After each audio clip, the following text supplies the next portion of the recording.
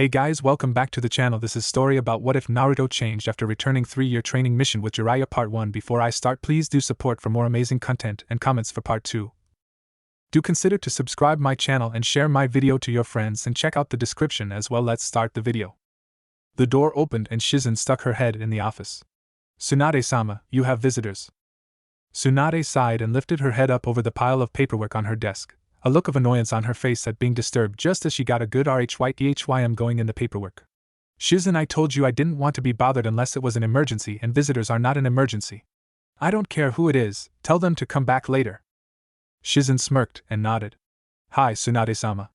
I'll tell Jiraiya-sama and Naruto-kun to come back later. Shizune giggled as Tsunade's chair shot back into the wall and shattered. Naruto! Tsunade screamed in joy, the happiness radiating from her could be felt. Shizune stepped back and opened the door so Naruto could walk in, followed by Jiraiya. Shizune had a huge smile on her face as she watched the scene. Her sensei, the 5th Hokage Tsunade, hadn't smiled in well over a year. She knew how Tsunade felt about Naruto. He held a very special place in Tsunade's heart, though she knew Tsunade would never admit her true feelings for him to anyone, except for her, and even then she'd been sworn to secrecy by Tsunade, under severe personal penalty if she even hinted at what she knew to anyone. Tsunade had jumped her desk and knocked the 3 piles of papers on the floor, before she rushed across her office at Naruto like a tsunami. Hi Bachan, I am MPH. Naruto waved his arms frantically as Tsunade had grabbed him and yanked him, face first, into her deep cleavage for a very painful hug. A few tears actually ran down her cheeks. Jiraiya stood there in slack-jawed shock at her reaction. He'd give anything to trade places with Naruto at this moment. Shizune coughed. Tsunade-sama, Shizune said urgently, to save Naruto from being smothered to death by her friends Huge. Naruto, Shizune said as she pointed to the patch of spiky blonde hair, the only visible sign of his head. Tsunade gasped and released the now red-faced Naruto to take a few deep breaths of air and regain his composure. I'm sorry, Naruto. Tsunade said as she forced her emotions down to more acceptable levels. I lost my head for a moment. I was so happy to see you again, you lil br. Tsunade's eyes suddenly widened as she got a good look at Naruto. He'd grown quite a bit, and was now slightly taller than she was, but not as tall as Jiraiya. What really got her attention though was how much hard muscle he'd put on, his rugged but still boyish good looks, and the whisker marks on his cheeks that only added to his charm. For a second she forgot that she thought of him as a lil brother, not to mention the almost 40-year age difference. She can't help but think how gorgeous Naruto looked. Intense sexual thoughts and feelings crept into her mind and certain parts of her body. Luckily she stopped and suppressed them before they showed on her face. However, what she didn't notice, but Naruto and Shizune did, was the brief, and very slight, blush on her cheeks. Shizune smirked then closed the door. Bachan, Naruto scratched the back of his head and gave his heart-melting foxy grin as he blushed in embarrassment, then noticed Tsunade seemed to be frozen. Are you okay? Tsunade suddenly snapped out of her shock and put on her normal happy face. You've grown, Naruto. I guess I can't call you little anymore. She ruffled his spiky blonde hair and smiled. You'll always be a brat to me though. Naruto laughed and smiled at her with his trademark grin. Jiraiya coughed to get their attention. Tsunade, we have a lot to report. Would you like a brief summary now? Tsunade sighed sadly as her jaw reared its ugly head. She scooped up her papers from the floor and put them back on her desk, then sat on the edge as her chair was now on the floor in small pieces. Okay, give me a quick report. I'll read the details in the full report later. Naruto and Jiraiya nodded. Jiraiya started. The training went better than planned. About a year into it, everything he'd learned seemed to fall into place. From then on he mastered every jutsu I taught him in a few weeks, and seemed to get a little faster and stronger every day. Tsunade nodded and smiled at Naruto, impressed. Jiraiya continued. He's just like his dad. Naruto has a real talent for ninjutsu and seals. Tsunade held up her hand to stop him, stood straight up, a serious look now on her face. She crossed her arms over her chest and gave Jiraiya a glare that made him nervous. So you told him everything? Jiraiya nodded nervously, hoping she wouldn't punch him through the wall. Naruto. Tsunade turned to look at him with a worried and sad expression. I'm so very sorry I couldn't tell you. She looked down at the floor, her shoulders slumped. Can you forgive us for keeping this from you? We promised Minato we wouldn't tell anyone, not even the council. Naruto looked at Tsunade. She almost looked her age even with her special henge. Naruto gently lifted Tsunade's chin and looked into her light brown eyes. Of course I forgive you, Tsunade-sama. He heard her heartbeat increase. He never called her that before. You're my family. I can't hate my family. He gave Tsunade his warmest foxy grin. Tsunade's heart just melted and she hugged him, forgetting who she was for a moment. Tsunade broke the hug, smiled at Naruto a moment before she composed herself. Thank you, Naruto. Continued Jiraiya. A grinning Jiraiya nodded. He gave a brief account of the second year, leaving out several key bits of information for the moment. He did notice that Tsunade seemed to know he was holding back important information, but wasn't saying anything about it. When Jiraiya gave Tsunade the last part of the report, she almost fell on the floor from shock, then her emotions exploded. You did what? Tsunade screamed with such power the tower seemed to shake for a moment. Naruto and Jiraiya both felt the wave of chakra that came off of her. Naruto answered. I killed Orochimaru and the Akatsuki. Shizune came in, worried. Is everything alright, Tsunade-sama? Hi, everything's fine, thank you, Shizune. Tsunade said. Shizune nodded and closed the door. But how, Naruto? Even I couldn't kill Orochimaru. Naruto scratched the back of his head as he gave a foxy grin. Well, because I'm stronger than you now, I guess. He really wasn't that tough once I'd found his weakness and knew how much chakra he had. After that he was easy to kill, and Kabuto was no challenge at all, unlike the first time I fought him. But how, Naruto, you couldn't have gotten so strong in such a short time? Tsunade suddenly had a thought that scared her. Kyuubi. Naruto grinned and nodded his head. Naruto, Jiraiya said. You better show her now, you were going to anyway. Naruto sighed and nodded. Tsunade raised an eyebrow, her curiosity piqued. Naruto raised his hands up in front of his chest, his fingers formed to make a seal any academy student would know. Wait a second, Naruto. Tsunade said as she raised her hand. You're using a henge? Naruto nodded. Tsunade turned to Jiraiya and gave him a look that made him want to cover his manhood from fear of losing it. Jiraiya immediately intercepted Tsunade's incoming questions. He could feel her immense chakra building to dangerous levels, dangerous to him anyway. Tsunade, please calm down, this really is Naruto, it's not a trick. Jiraiya mouthed something to Tsunade that Naruto missed. To Naruto's surprise, Tsunade's legendary rage, that he also felt growing, suddenly vanished. Jiraiya wouldn't bring that up unless he was sincere. He knows what I'll do to him if he even tries to abuse that. Tsunade thought, her eyes opened slightly wider and her jaw briefly clenched tight. Wait a moment, Naruto, if you're going to show me what I think, I don't want us to be interrupted, Shizune. The door opened a moment later and Shizune came in. Tsunade glanced at Naruto. Lock the door and join me, Shizune, I'm going to seal the room. Shizune did as told and seconds later stood to the right of her sensei and best friend, nervous. She tried to ask a question but Tsunade raised her hand signaling her to be quiet. Shizune nodded. Tsunade took a deep breath and let it out slowly as she focused her chakra. Tsunade flashed through a series of hand signs Naruto had never seen before. Jiraiya gasped in mild shock, which got their attention. Tsunade finished and held the last seal. House hidden in the shadows.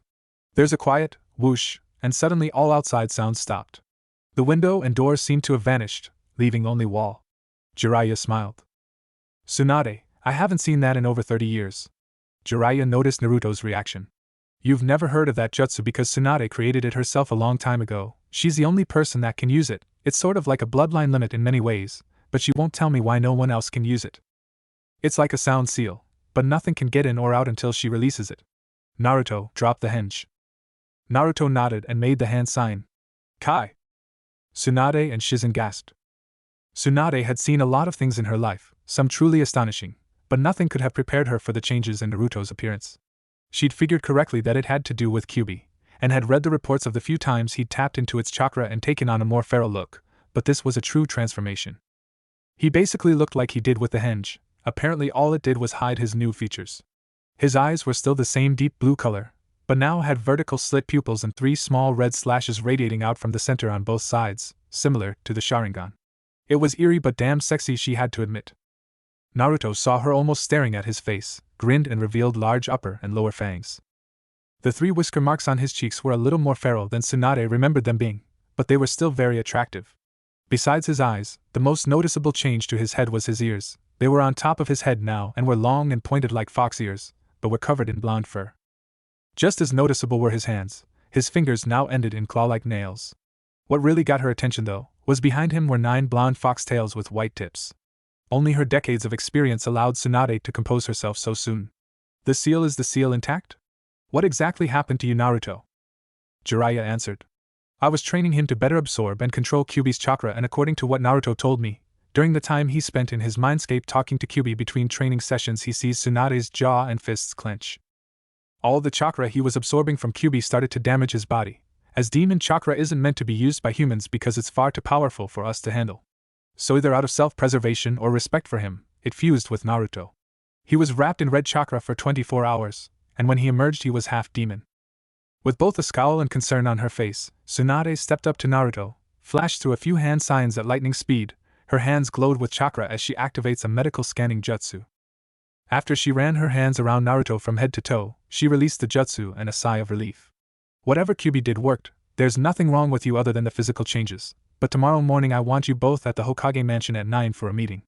Until I decide what to do, this is now an S-rank secret. You will tell nobody about this without my permission, am I clear? Tsunade said with her full authority. Naruto and Jiraiya flinched, then nodded. Tsunade pinched the bridge of her nose as a headache came on, and sighed. I'm getting too old for this shit. Tsunade said to herself a little louder than she intended. Shizune, Jiraiya and Naruto heard her and laughed, despite the fact, or maybe because, she almost never swore. Tsunade looked up at them and glared angrily, which froze them in place until she smirked, shook her head in defeat, and let out a little laugh.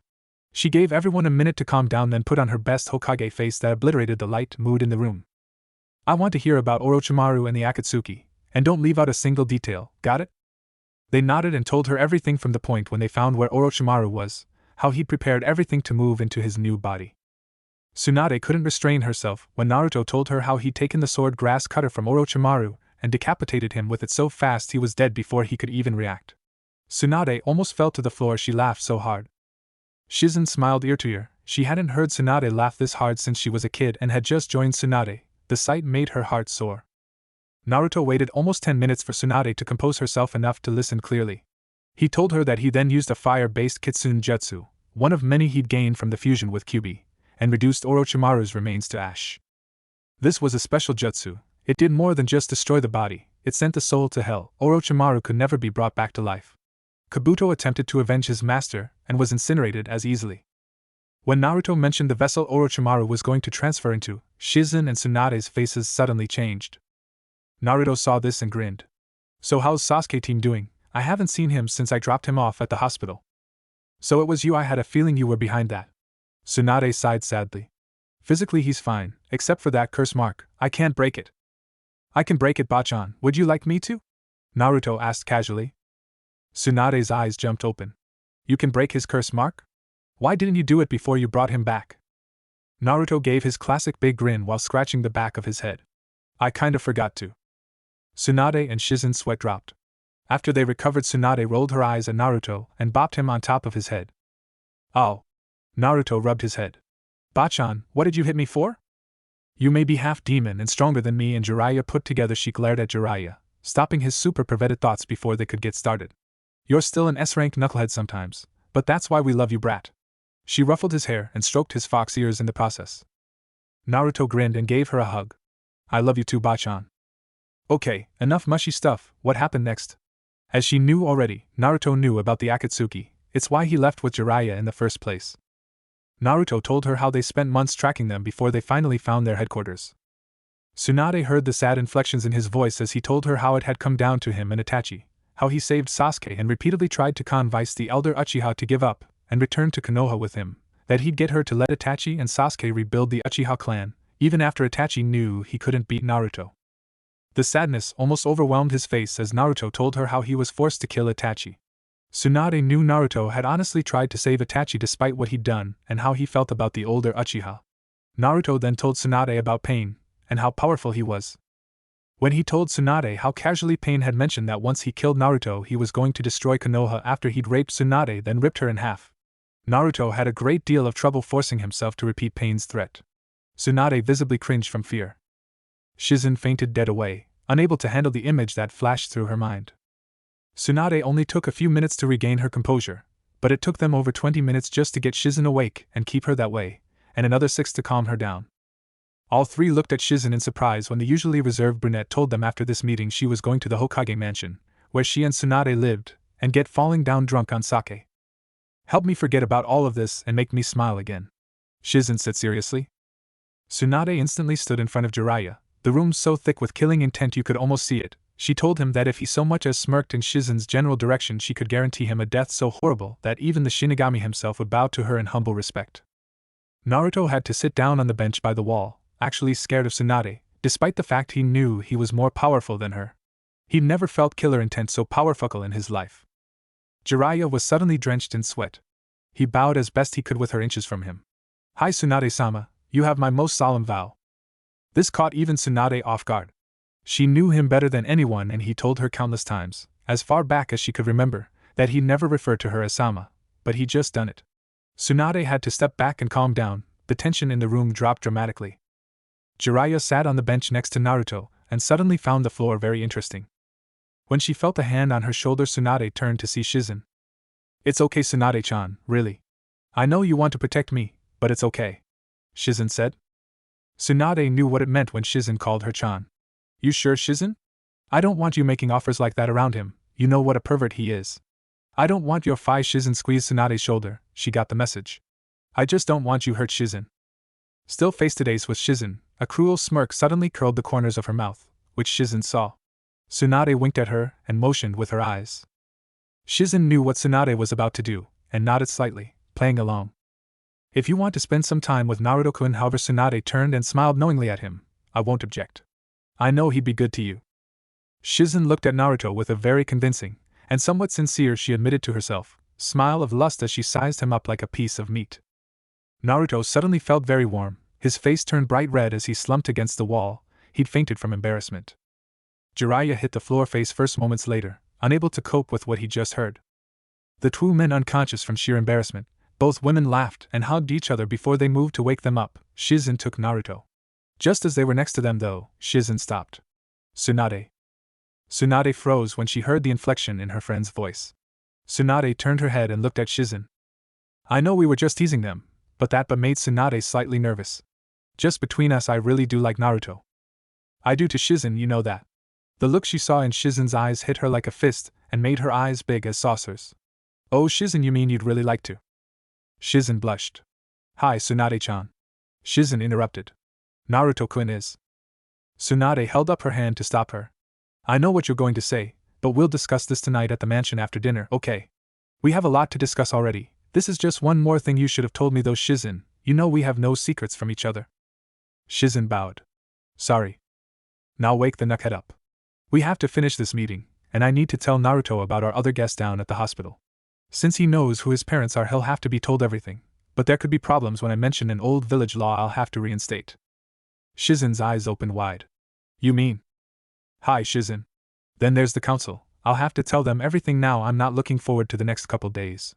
I wonder if I could drink myself into a coma? April 15th, Hokage Tower.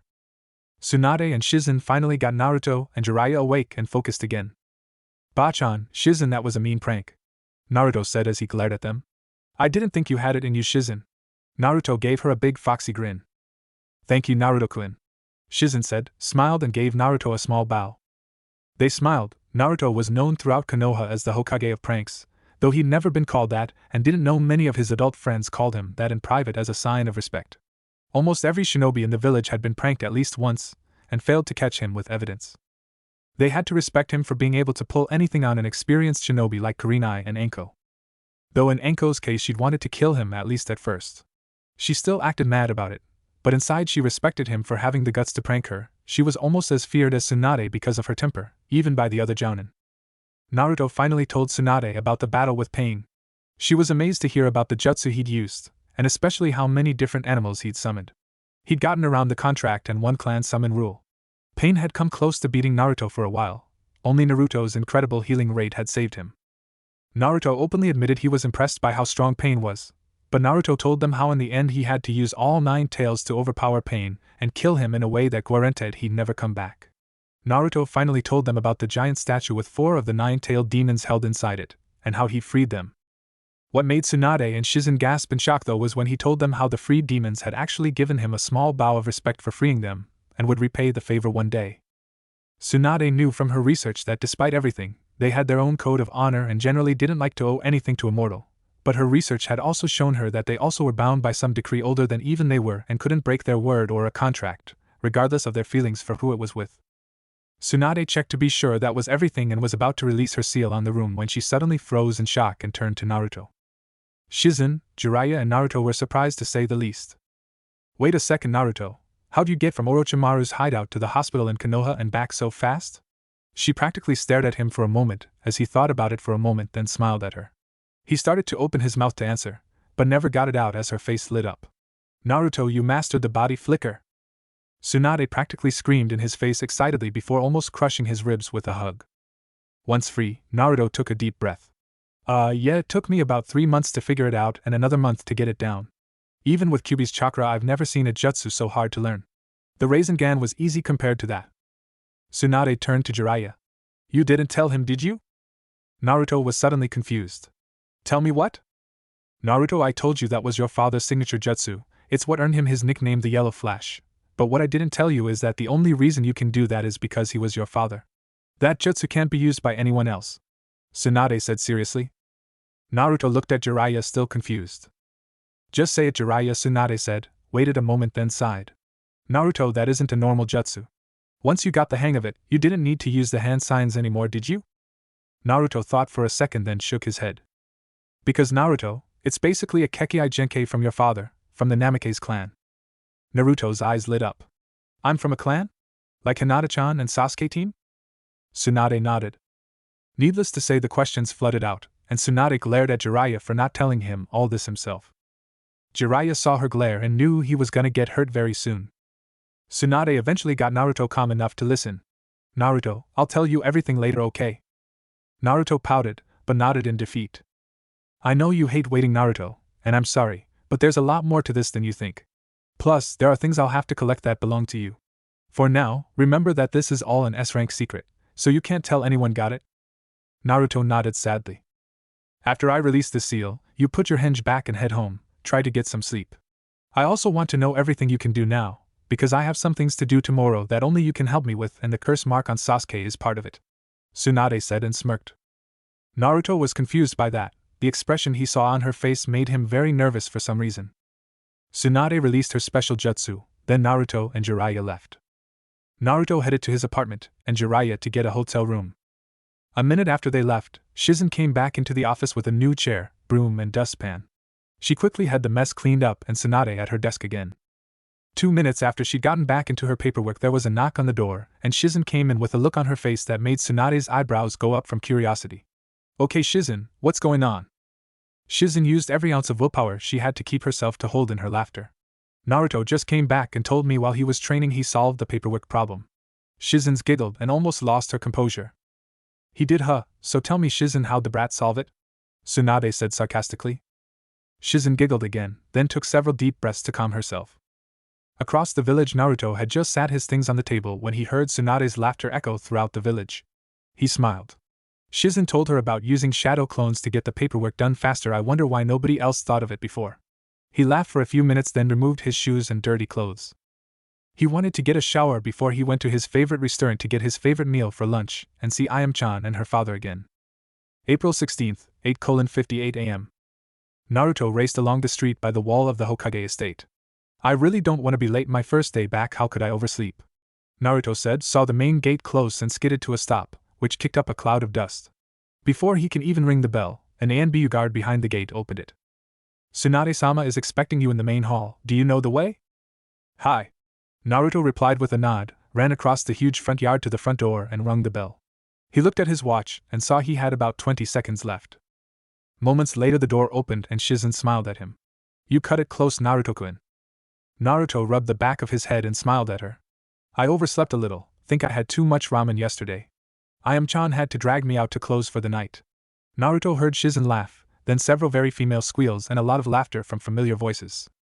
Shizune led him into the house to the first big room, the main hall. Naruto had only been there once before he left on his training mission with Jiraiya, but it was something he'd never forgotten.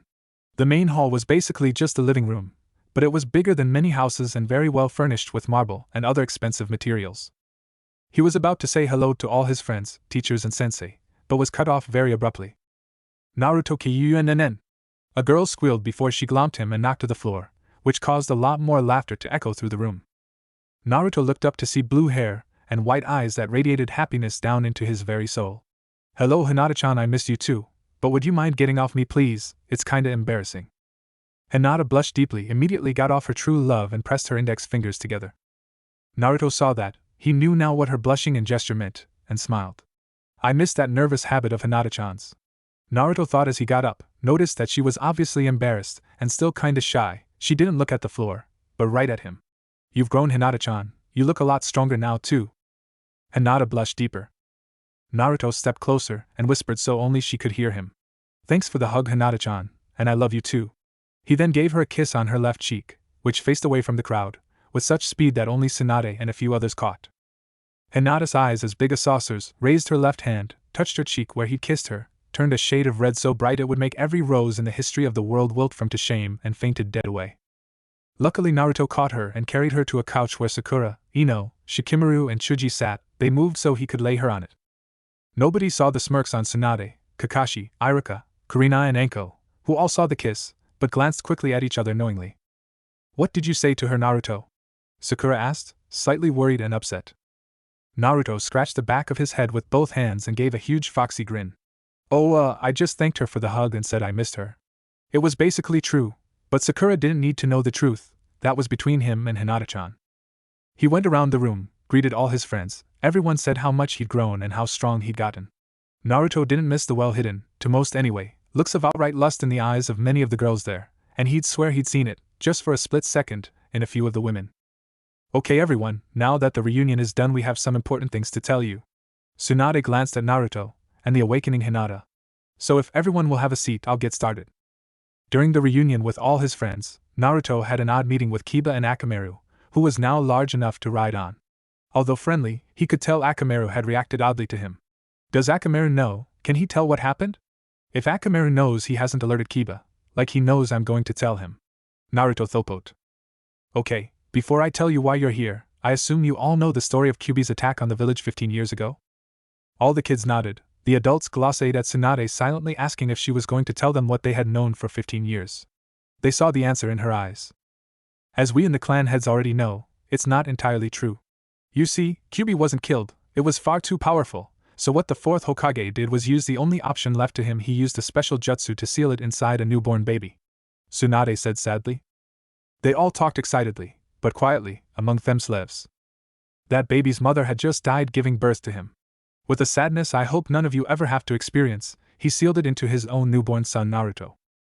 The room instantly became deathly quiet as Naruto saw all his friends' eyes suddenly focused on him. He tried to smile back, but was so nervous he could barely manage a small grin. Sakura was the first to speak, jumped to her feet from the couch where she was seated on Hinata's right side. "Naruto is the son of the fourth Hokage?" Naruto nodded weakly at her. He couldn't read her face at all. He wanted to say something to her, and all his friends, at least he hoped they still were after the meeting was over, but couldn't. Sakura, despite also just learning that Naruto had the Kyuubi sealed inside him all these years, that wasn't even registering in her mind. However, even inner Sakura was stunned into silence. Everyone in the room watched the pink-haired Kunoichi, expecting her to explode in anger at any second. But it didn't happen. In Sakura's mind, her entire history with Naruto flashed through her mind at a speed that amazed even her. How she treated him, every punch she'd ever given him, but what stuck out most was how they'd first met when he saved her from some bullies that were picking on her for her large forehead.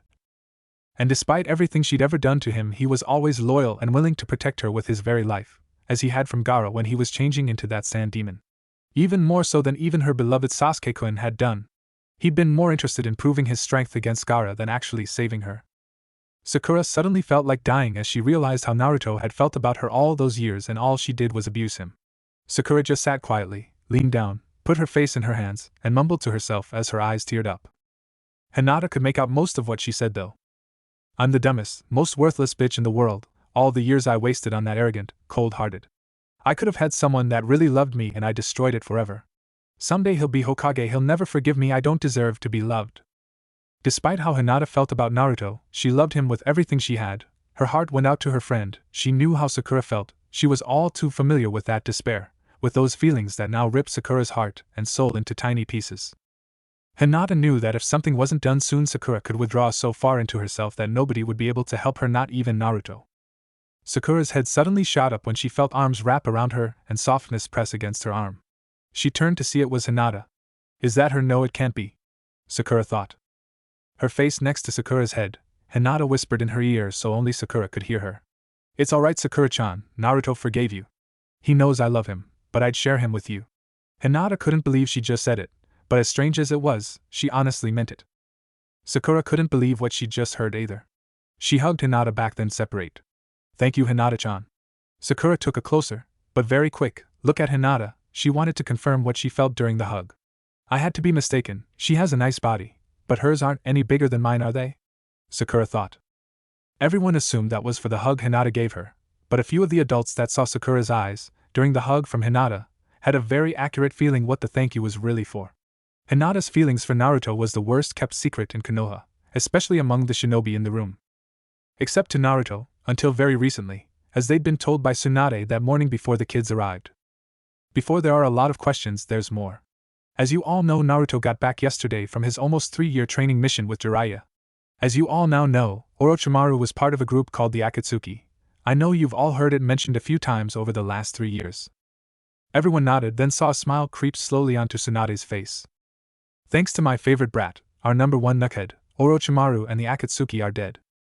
Tsunade, Shizune and Jiraiya hadn't told anyone that yet, so when she said it the whole room went silent. Then, as if on silent cue, every head but the 4 that already knew turned and stared at Naruto with disbelief and shock.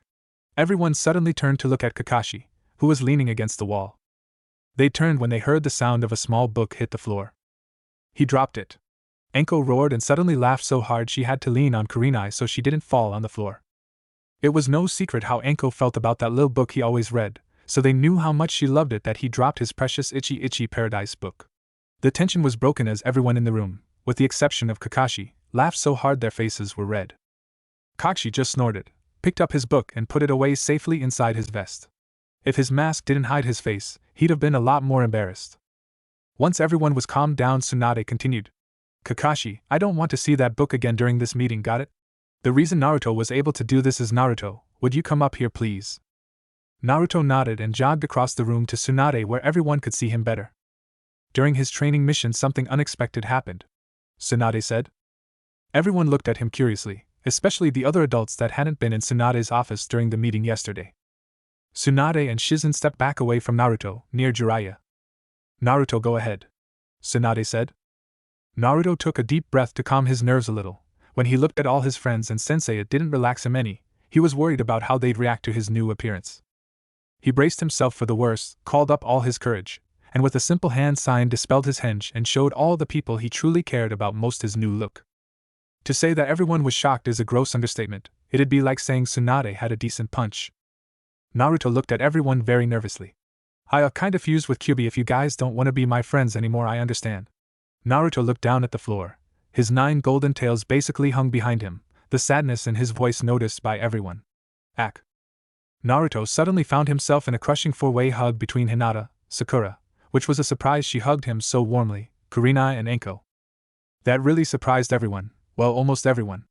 In the months between when Tsunade became Hokage and Naruto left with Jiraiya on his 3-year training mission, only a few people knew Naruto had hung around Tsunade, Kurenai, Anko and a few others, during the late afternoon and early evenings when they weren't busy. And he'd gotten to know them pretty well as people, not just his friends, sensei and the Hokage. He'd learned that although still rather scary, Anko had a similar personality to him, and she loved dango as much as he loved ramen, but he also now knew that the female interrogator and former student of Orochimaru was a special jounin, and like Sasuke had a curse mark on her neck that was basically sealed, but still acted up occasionally. Like during the Chunin exams in the Forest of Death. Kurenai, the mistress of Genjutsu as she was sometimes called, was more reserved and motherly, basically the opposite of her good friend Anko. Help! Naruto managed to squeak out. They released him. Not be your friend? Your gorgeous Naruto, Anko blurted out. In a very rare occurrence, everyone looked at Anko, who bit her bottom lip and blushed slightly from embarrassment, something almost all of them had never seen from her, or even thought her capable of being. Anko, Kurenai said, elbowed her best friend in the side and gave her a keep those kind of feelings to yourself glare. Kurenai was really surprised. She knew Anko tended to talk, and sometimes act, without thinking first. Being brash and impulsive was just who she was. Hinata and Sakura looked at Anko, then each other and saw the same thought in the other's eyes. Does Anko? They dismissed that thought though and hoped they were wrong about her. They were girls. Anko was a beautiful, but sometimes very scary, woman. Are you kidding, Naruto? I think you're cool. Hell, I wish I had a tail and pointy ears. Women love that stuff. Kiba said.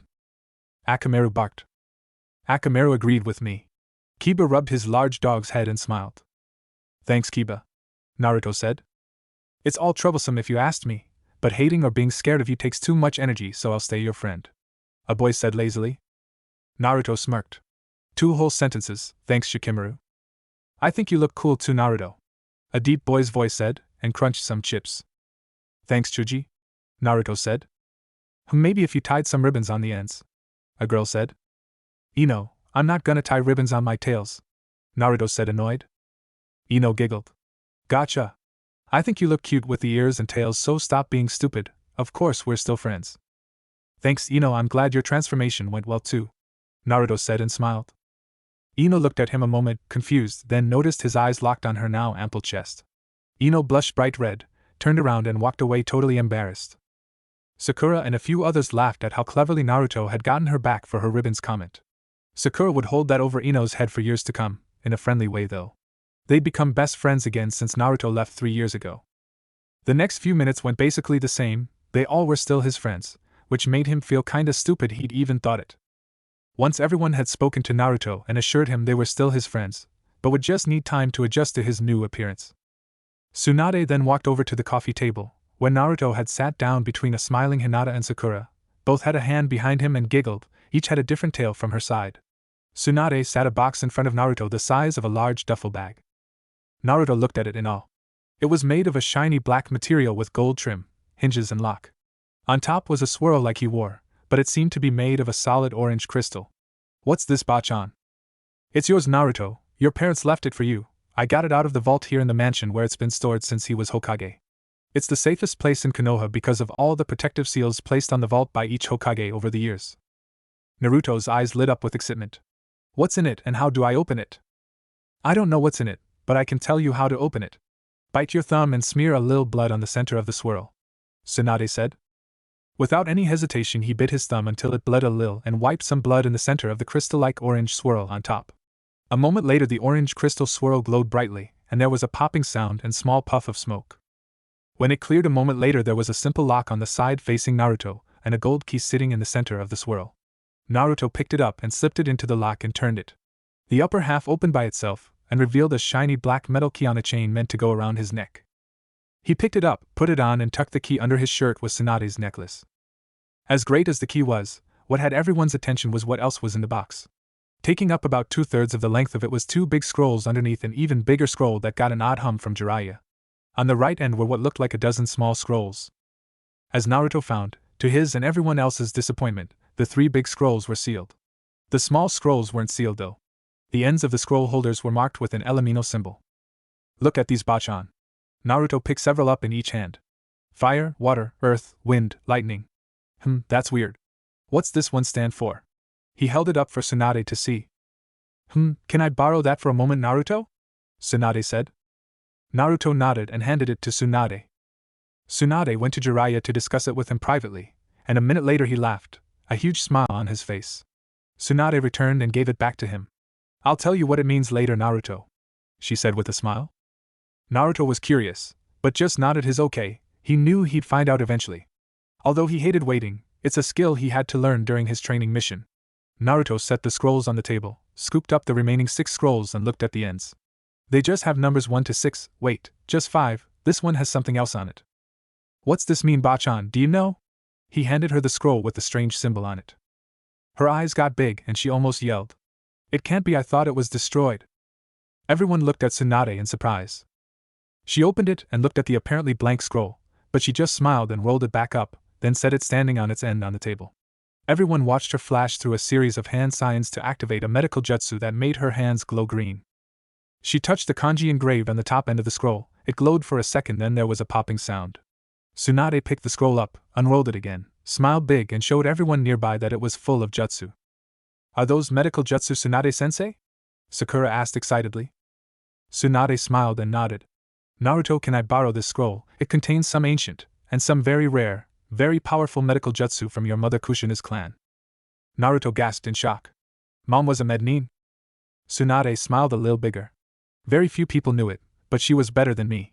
The Uzumaki clan was small compared to Hyuga and Uchiha, but one of the things they were known for was their medical jutsu. Unfortunately, they never shared any of their knowledge. Much of their knowledge was lost over the generations because of battles and their elders dying of old age without passing down their skills, until Kushina left them to marry Minato. She only got a chance to teach me a few of them before we lost her, and she was the last of her clan by then. Not counting you, of course. Tsunade's face saddened for a moment when she mentioned her old friend. Naruto nodded. What about this key, you know what it's for? Naruto pulled it out from under his shirt and held it up. That key, Naruto, is to your new house. Everyone's eyes got really big. Oh, it's Naruto tensed up. For my what? He yelled in shock. April 16th, 9:34 a.m., Hokage Mansion. You know the founding clans of Konoha, right? Tsunade said. Of course, Bachan, everyone does. Naruto said. Not really, there's one that was removed from public record about 15 years ago, the Namikaze clan. It's on the edge of town near what used to be the Uchiha clan compound. Naruto thought a moment. The place with the high stone walls and huge gate, nobody goes near it, that place belongs to me? Naruto froze, he didn't even blink for almost 2 minutes. As Naruto faded back and he heard a familiar female voice. You probably fried his brains, Tsunade-sama. Another familiar female said. Shut up, Ino pig. The first girl said. Naruto-kun, are you alright? A third girl said in a gentle voice. Yeah, I'm fine, Hinata-chan, and thanks for defending me, Sakura-chan. Naruto said. Sakura blushed, followed moments later by Ino, but hers was lighter and very brief. Naruto still saw it, and smirked at Ino knowingly. Sorry, all that news at once kinda stunned me, I guess. Naruto's face filled with hope. Tsunade cut off the question she knew he's about to ask. Sorry, Naruto, but you can't go there, not yet anyway, there's a few legal matters to handle first. Meantime, hand me one of those blank scrolls. Naruto shrugged and handed Tsunade one of the 6 blank scrolls. Tsunade looked at it for a minute, then laid it on the table. She flashed through a series of hand signs at lightning speed, then held her hands just above the blank scroll for a minute, moving over it slowly, then stopped, rolled up the scroll and put it back with the others. I thought so. What is it, Bachan? Naruto said excitedly. They aren't blank, they have special seals on them, probably only unlockable by you. That's about all I can say. Your father was a master of creating new seals, even better than Jiraiya. There's nothing I can do about those. If I'm right, those elemental scrolls should be usable right away. Tsunade thought a moment. We'll do a little test, Naruto. Pick one of your friends. Naruto shrugged, thought a moment, looked around and finally stopped on a very familiar face. Hinata-chan, he said happily, which made her blush slightly. Hinata, what's your elemental affinity? Tsunade said. It's water, Tsunade-sama. Naruto, hand Hinata the water scroll, now open it and tell me what you see. Tsunade said. Hinata unrolled about a foot of it. It's blank, Tsunade-sama. Tsunade didn't even flinch. Put some chakra into it. Hinata did as told and suddenly smiled. It has water jutsu on it. Tsunade looked at Sakura. Sakura, your affinity is earth, right? Sakura nodded. Look at the scroll Hinata has and tell me the name of one of the jutsu on it. Tsunade said. Sakura shrugged but did as told. Tsunade-sama, I can't see any jutsu on it. Hinata, are you kidding with us? She's not kidding, Sakura. Tsunade said and smirked. I had a feeling he'd do something tricky. He always did love doing things like this. Sakura, put your hand on the scroll and put some chakra into it like Hinata and tell me if you can read it. Tsunade watched Sakura do it, then pout. You still can't read it, can you? Sakura shook her head. No, Tsunade-sama. You know why, Sakura? Tsunade said. Sakura suddenly closed her eyes and slapped her large forehead. She felt stupid. I don't get it, why can Hinata read it and not Sakura? Ino said. Sakura put her hand down and opened her eyes. Because I have an earth affinity, and Hinata has a water affinity. Ino suddenly scrunched up her face in realization. And that's the water scroll, Ino said flatly. A collective OH filled the room as everyone suddenly caught on. Tsunade continued. Naruto, I think your father left those for your friends to learn. He'd want them to be strong enough to help you protect the village. Hinata, would you return that, please? We'll get back to them later. If I'm right, Jiraiya can help you with the 3 big scrolls later, but right now there's something important I need you to do. Girls, would you get up, please? I need the couch for a minute, thank you. Anko, come here and sit on the couch next to Naruto. Anko is confused by the odd request, but obeyed. Naruto, you remember what you told me yesterday in our meeting? Tsunade made sure Naruto is looking at her and glanced subtly at Anko's neck. Naruto smiled big. Anko saw them both smile at her and started to get a little nervous, a feeling she's not used to. What are you two gonna do to me? Anko said as she got a little defensive. Anko, close your eyes, we have a gift for you, or rather Naruto does. Tsunade said. If this is some sort of prank, Anko moved a hand toward her weapon pouch. Anko, please. Tsunade said calmly. Hi, Tsunade-sama. But if this is a trick, I'll smash every bottle of sake in the house, and you'll spend the next week in a pink dress, Naruto. Naruto nodded nervously before Anko closed her eyes. Tsunade pointed to the curse mark on Anko's neck and nodded to Naruto. Naruto cracked his knuckles, something he rarely did, but Anko is one of the few people that scare him. Everyone in the room moved closer to see, very curious. Naruto flashed through a long series of hand signs at lightning speed, then his hands glowed with his purple chakra. This got a few surprised gasps, but everyone quickly realized why it's purple and not blue. Naruto crossed his left hand over his right hand and placed his hand on Anko's neck, covering the curse mark. Anko's scream filled the room and scared the hell out of almost everyone as she shook violently and continued to scream at the top of her lungs. About 30 seconds after he started, smoke starts to rise off his hands from underneath, obviously coming from Anko's neck. Naruto continued for another minute and a half. Anko screamed the entire time, the pain worse than any she's ever felt in her life. Finally the smoke stopped, the look of intensity faded from Naruto's face, and he slumped back in the couch for a moment. Anko seemed to have passed out. It's gone! Kurenai screamed as she pointed to Anko's now bare, but slightly red neck.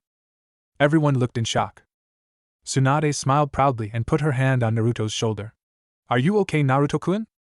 Naruto smiled. Yeah, I'm fine. It just takes a lot of concentration to do that, but I can do it 5 or 6 more times before I have to rest. Cammy, that hurt. What the foo? Anko reached for her aching neck and remembered where she was. What did you do, Iomi, Naruto? Anko grabbed Naruto's shirt and jerked him close. Everyone in the room felt the killing intent as it filled the room like thick smoke. I need a hand mirror now! Kurenai screamed, caught it from Ino a few seconds later. She grabbed Anko's shoulder and shook her. Anko, look at your neck, look, Anko. Anko saw the intensity in her friend's eyes, released Naruto and took the mirror. Anko's eyes suddenly got big as saucers and she froze from shock for almost a minute. I don't fucking believe it! Her head whipped back to Naruto. Naruto sat there still terrified Anko was gonna kill him. The entire room suddenly gasped loudly as Anko, the second scariest person in the entire village, smiled as she never had her entire life, hugged Naruto with such intense emotion it was almost sexual, then pulled back and smothered him with kisses whose sexual intensity could be felt like a heavy weight on their chests. This went on for a full minute before Kurenai suddenly snapped out of it and pulled her back. Anko Mitarashi, control yourself. Anko suddenly looked around the room at all the eyes, remembered where she was, what she just did and with who. Anko blushed a deep red to rival Hinata. Oh, I'm sorry, Naru. She looked at Naruto and stopped midword. His face was bright red and he'd fainted from embarrassment. I'm so very sorry, Tsunade-sama, Hinata-chan, Sakura-chan, Kurenai-chan. I was just so. Anko just hung her head. She'd never been so embarrassed in her life, and she's not someone that's easily embarrassed by anything. Anko stood, bowed as low as she physically could, ran out of the room and down the far left hallway as tears poured down her cheeks. I'll go talk to her, Kurenai said before she followed Anko. A minute later, Kurenai stood next to Anko in the bathroom, her bare left arm across Anko's shoulders. It's okay, Anko, really. I humiliated myself out there. I can never show my face again. Who could ever take me seriously after that? And what I did to Naruto? Anko cried into her tissues again. And what about Hinata? Everyone knows she loves him. After what I did, she'll hate me. I'll never get her respect back, never. I crossed a sacred line. Anko, please, it's okay. You've had that curse mark basically your entire life. What did Naruto do for you? Kurenai said. He removed it, Anko said, as she forced down her emotions. And do you know why?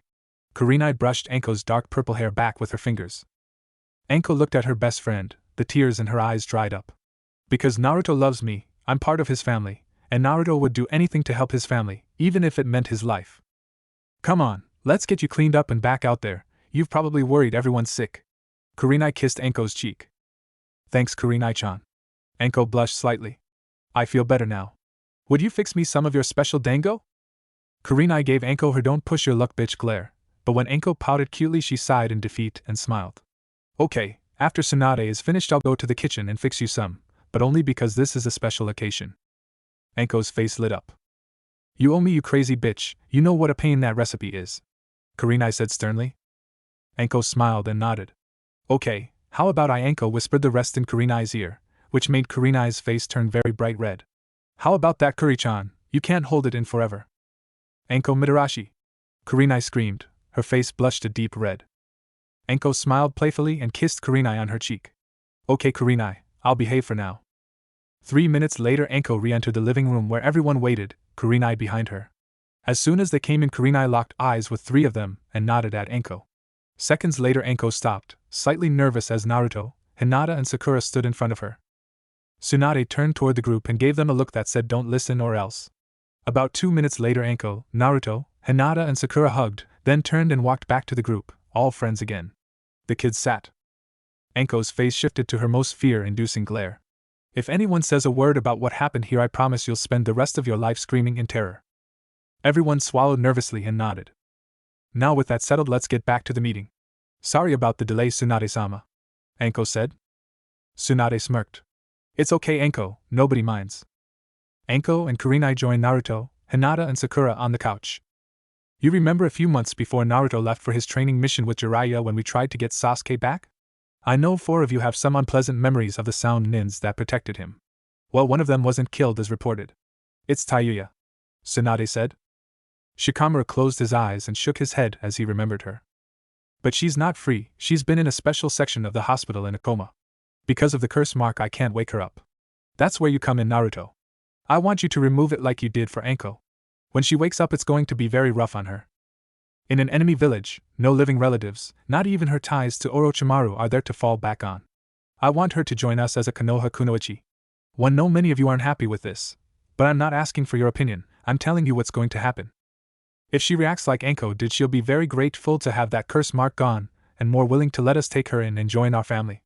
Also, as you're aware, Sasuke was returned to us alive, the details of which most of you don't need to know. He's awake and has been receiving counseling, but as expected, with that curse mark he's been his usual charming self. I know he wants to get better, but is being held back, Tsunade said. Which is why you need me to remove his curse mark too. Naruto interrupted. As big a pain in the butt as he is to me, I miss the team, so whenever you want me to, I'll be there. Maybe he'll even be nicer from now on, Naruto said. Several people laughed. Correct, Naruto, and thank you. This brings me to the final piece of business, you Naruto, or more specifically the Namikaze clan. As you're the only surviving member, it's up to you to restore the clan, Tsunade said. Naruto looked at Tsunade nervously. Tsunade, how am I going to do that by myself? Everyone looked at Naruto and back to Tsunade for the answer. I've been dreading this moment since yesterday. I spoke with the council and it was decided. Naruto, the Clan Restoration Act has been reinstated. This means that since you're 6 months from turning 16, by then you have to select at least 4 women, preferably kunoichi around your age, to become wives. And by your 17th you must have at least 1 wife old enough to raise the children. Tsunade looked around the room, then pinched the bridge of her nose as she tried to stop the migraine. Naruto, Hinata, Sakura and Ino fainted. The remaining females in the room, except Tsunade, all blushed. Kurenai stood over Naruto and shook him to wake him.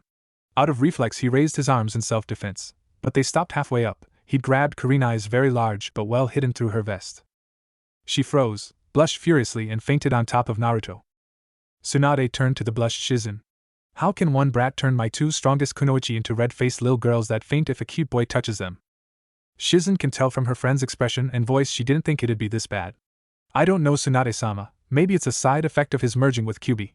He has had a rather strong effect on every kunoichi around him, even Y. Shizune, Tsunade said with quiet yet powerful voice that stopped Shizune mid-word. Don't you dare say it. I'm going to do a full checkup on him later to see exactly what happened to him. Regardless, this is going to be a very long day. Tsunade pinched the bridge of her nose as the migraine intensified. Shizune, go help Anko wake them up, and separate Kurenai from Naruto carefully.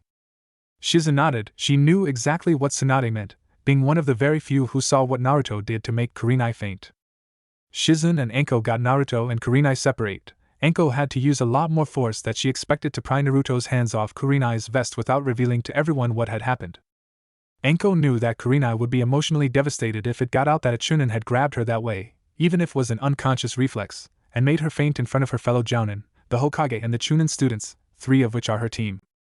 Anko loved to tease Kurenai, at least in private, about her rep with the Jounin as an ice queen, but even Anko wouldn't go so far as to spread this around. She had no problems doing almost anything, but that was too cruel even for her, in regards to the only person in the world she'd ever called her best friend, a woman she had no secrets from, or Kurenai from her. It took almost 10 minutes, but they got everyone awake and calmed down.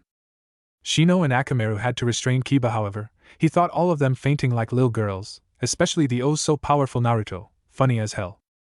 Naruto was rather jumpy for a while, Especially when Hinata and Sakura looked at him, he'd swear he could hear wedding bells ringing. True to form, Hinata almost fainted again the first few times she looked at Naruto after she woke up. Luckily Sakura or another of her friends was always close by and would step in to rescue her before she'd actually faint, but her knees would buckle. That's all I needed to say. Since my workload is light today.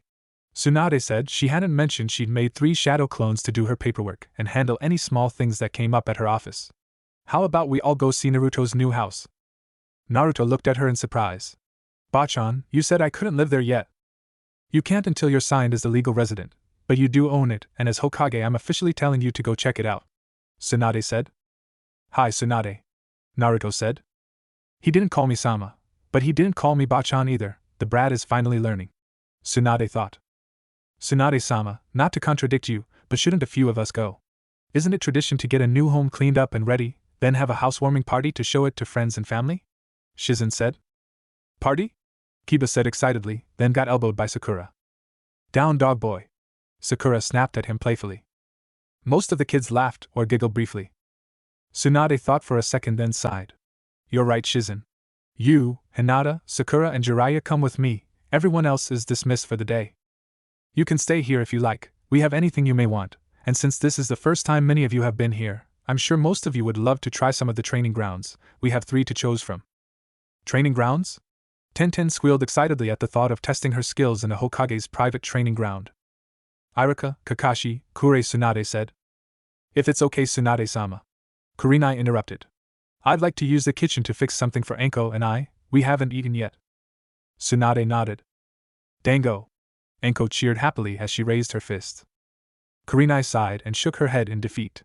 They headed off to the kitchen as the rest went with Irika and Kakashi to the training grounds behind the mansion. Before he left the mansion Naruto redid his henge, and Tsunade reminded those with her that everything they just learned is an S-rank secret, meaning a severe, and very permanent, punishment for breaking it. Tsunade hadn't tried to scare them, but she wanted to remind them that they're shinobi and should never forget that. Naruto wanted to bring his new case of scrolls, but Tsunade told him he could get it later, and just had him seal it back, since only Naruto could open it. Naruto was rather anxious to see his new home, as expected, so Tsunade agreed to let them leap there across the rooftops. Once out of the Hokage compound the 5 of them jumped to the nearest roof and within minutes are across town. Naruto could have gone much faster, but Tsunade insisted he stay with them. Near the Namikaze compound they dropped to the street and walked the 100 or so yards to the main gate, which Hinata, Sakura and Naruto were very impressed by, this being their first good look at the 12-foot metal gate up close. At about chest level is a 2-foot black disc, on which is an orange swirl that almost covered it edge to edge. Is this swirl the crest of the Namikaze clan Bachan? Naruto said. Hi, it is Naruto, and if I remember right it's how we get in. Naruto, remember how you opened that box back at my house? Hinata, Sakura, move back by me, Shizune and Jiraiya, I'm not exactly sure what'll happen. Tsunade said. Naruto stepped up to the gate, cut his left thumb on a hidden fang, then wiped the blood across his right palm. He took a deep breath and placed his right hand on the center of the swirl. The swirl glowed and smoke rose from under his palm, then there's a loud, sharp whoosh and pop. Naruto pulled his hand away as the disc turned upside, not that you could tell it had, split down the middle like it was 2 separate pieces on the gate. Then after what sounded like huge mechanical locks opening, it moved inward a few inches signaling that it's now open. Naruto looked back at Tsunade and Jiraiya, who nodded. He smiled and pushed the huge gates open. Naruto, with Hinata and Sakura, froze mid-step, in awe at the sheer size and beauty of the front of the Namikaze compound. Tsunade was a lil in awe herself, she hadn't been there in almost 2 decades, pushed them inside and closed the gates behind her. Place hasn't changed a bit, Jiraiya said. Namikaze front gate. As soon as she closed the gate, Tsunade saw a disc identical to the one on the outside seal, spin and lock. You thought of everything Minato, even a seal that reactivates when the gate is closed. Tsunade thought, smiled, then turned back to Naruto, Hinata and Sakura, who stared blankly at the house and huge front grounds of the compound. It's as impressive as I remember it, Tsunade said to Jiraiya, then smirked. I always loved this place, he had the most beautiful servants in Konoha. Jiraiya sighed. Naruto looked at the 2 Sannin. Their comments snapped him out of his trance. You've both been here before? Naruto almost yelled. Jiraiya nodded to Tsunade, and let her take over. A long time ago. Tsunade sighed happily at the recalled memories.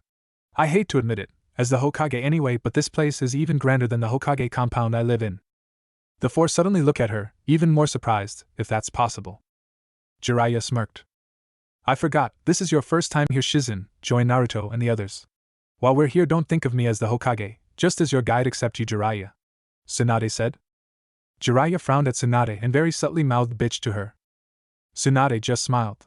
She loved doing this to Jiraiya to put that pervert in his place, it always made her happy. Tsunade pointed out the features of the front grounds to them. There's a stone walkway from the main gate to the front door of the house. The grounds are 2.5-acre lots separated by the walkway.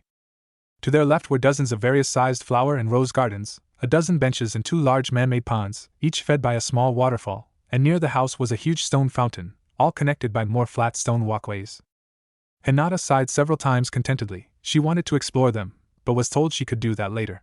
They knew she loved gardening, she'd taken it up again in the last 3 years. Before that, the last time had been as a little girl with her mother in the Hyuga private gardens.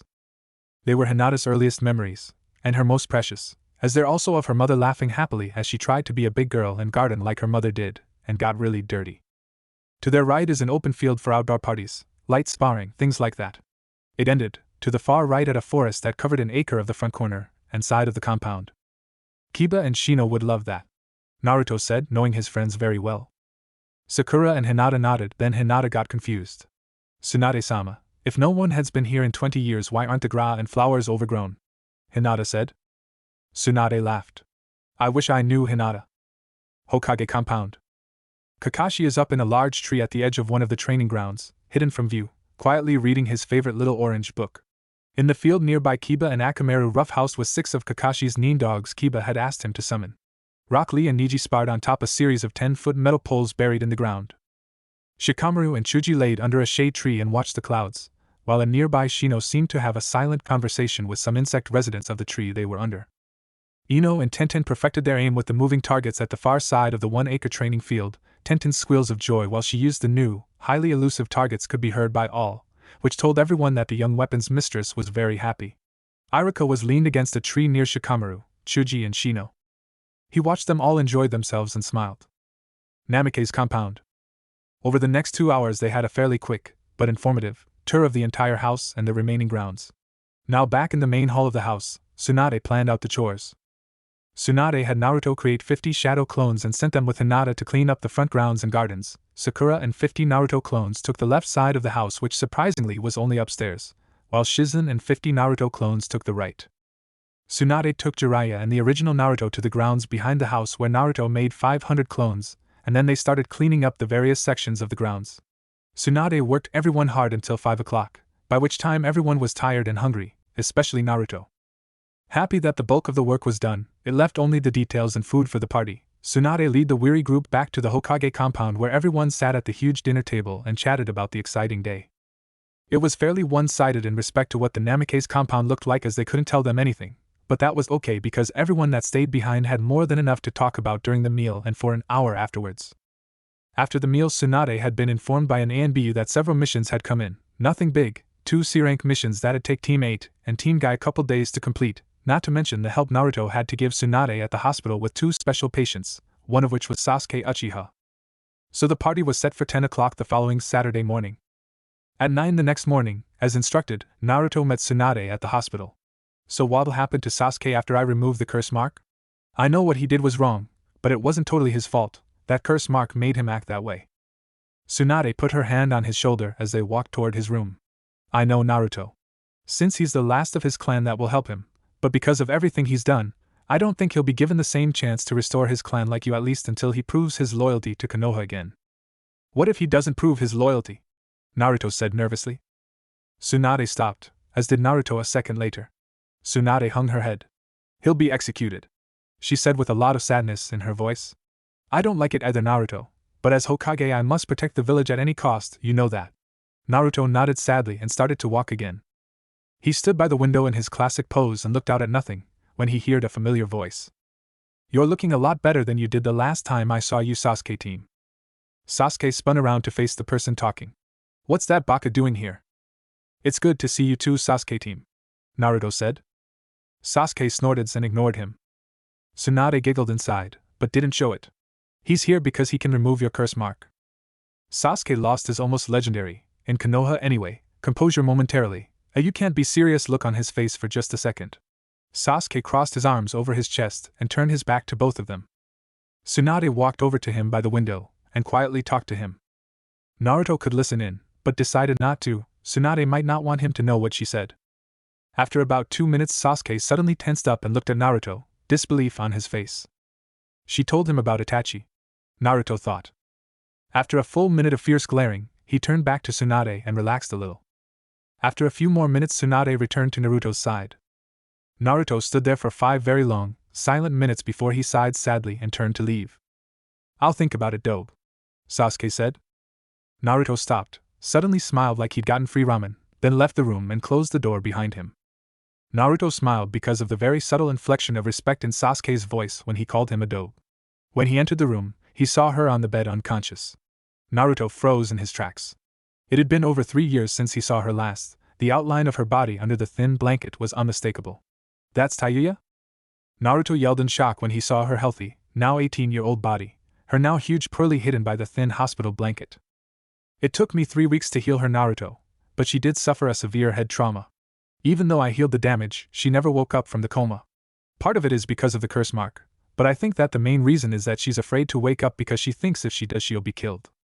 I've read her file. She's never had a real friend, Naruto. The only person that was ever even remotely kind to her was Orochimaru, and you know how he treats people," Tsunade said sadly. Naruto's fists clenched tightly. "He's lucky he's already dead," Naruto mumbled, his voice filled with rage. Tsunade put her hands gently on his shoulders. "Naruto, Sasuke has a choice on his future, she doesn't, so I have to make it for her until she can decide what she wants to do. Naruto, I know she tried to kill you guys, and probably would have killed Shikamaru if Temari hadn't shown up, but as a favor to me, please help her." Tsunade hugged him. Naruto lightly struggled for a minute, then totally relaxed in her arms. His heart went out to Tayuya because he understood the kind of life she's had. "Okay, Tsunade, I'll help her." Tsunade's smile went ear to ear for a moment, but she pulled it back when she released the hug. "Thank you, Naruto. If anyone can help her, it's you." She pulled up his headband and kissed his forehead like she did after they'd first met, and she agreed to become Hokage. Tsunade closed the door and used the sealing jutsu to soundproof the room because she knew from when he removed Anko's that the girl will very likely scream, even if she doesn't wake up right away, and she doesn't want a lot of nurses and ANBU rushing in when she does. The poor girl will be stressed enough, she doesn't need to wake up to ANBU. Tsunade thought. Naruto walked up to her bed and looked at her as she laid there helpless. "She sure doesn't look like the same foul-mouthed bitch that wanted to kill us 3.5 years ago," Naruto thought. He gently turned her head so he can see the curse mark on the left side of her neck. Some anger welled up in him for how Orochimaru treated people, the chance at happiness he denied her. It made his blood boil. "Naruto, calm down. We don't need every shinobi in the village feeling your chakra and thinking something is wrong," Tsunade said. "Sorry." Naruto quickly calmed down and got focused. He flashed through the long series of hand signs he needed to activate this jutsu, then crossed his left over his right, placed his right hand completely over the curse mark on Tayuya's neck and pumped huge amounts of chakra into the seal to destroy it. After 30 seconds, smoke started to rise from under his hand from her neck. She tossed in her bed, slowly at first, but soon the pain showed on her face and Tsunade moved to hold Tayuya down. "It's almost gone. Hers is stronger than Anko's was," Naruto said, unwavering determination on his face. At 1 minute 58 seconds, Tayuya's eyes snapped open and she let out a scream that, if it wasn't for the sound seal on the room, would have literally blown out the windows, and very likely shattered several others as well. Her whole body stiff, every muscle locked in searing agony, she holds the scream for another minute before she collapsed unconscious on the bed. The seal removed, Naruto covered his ears in an attempt to soothe them. Tsunade pulled his hands away and applied her healing chakra to his ears, hers protected by a special jutsu, and within a minute the ringing is gone and his hearing is normal.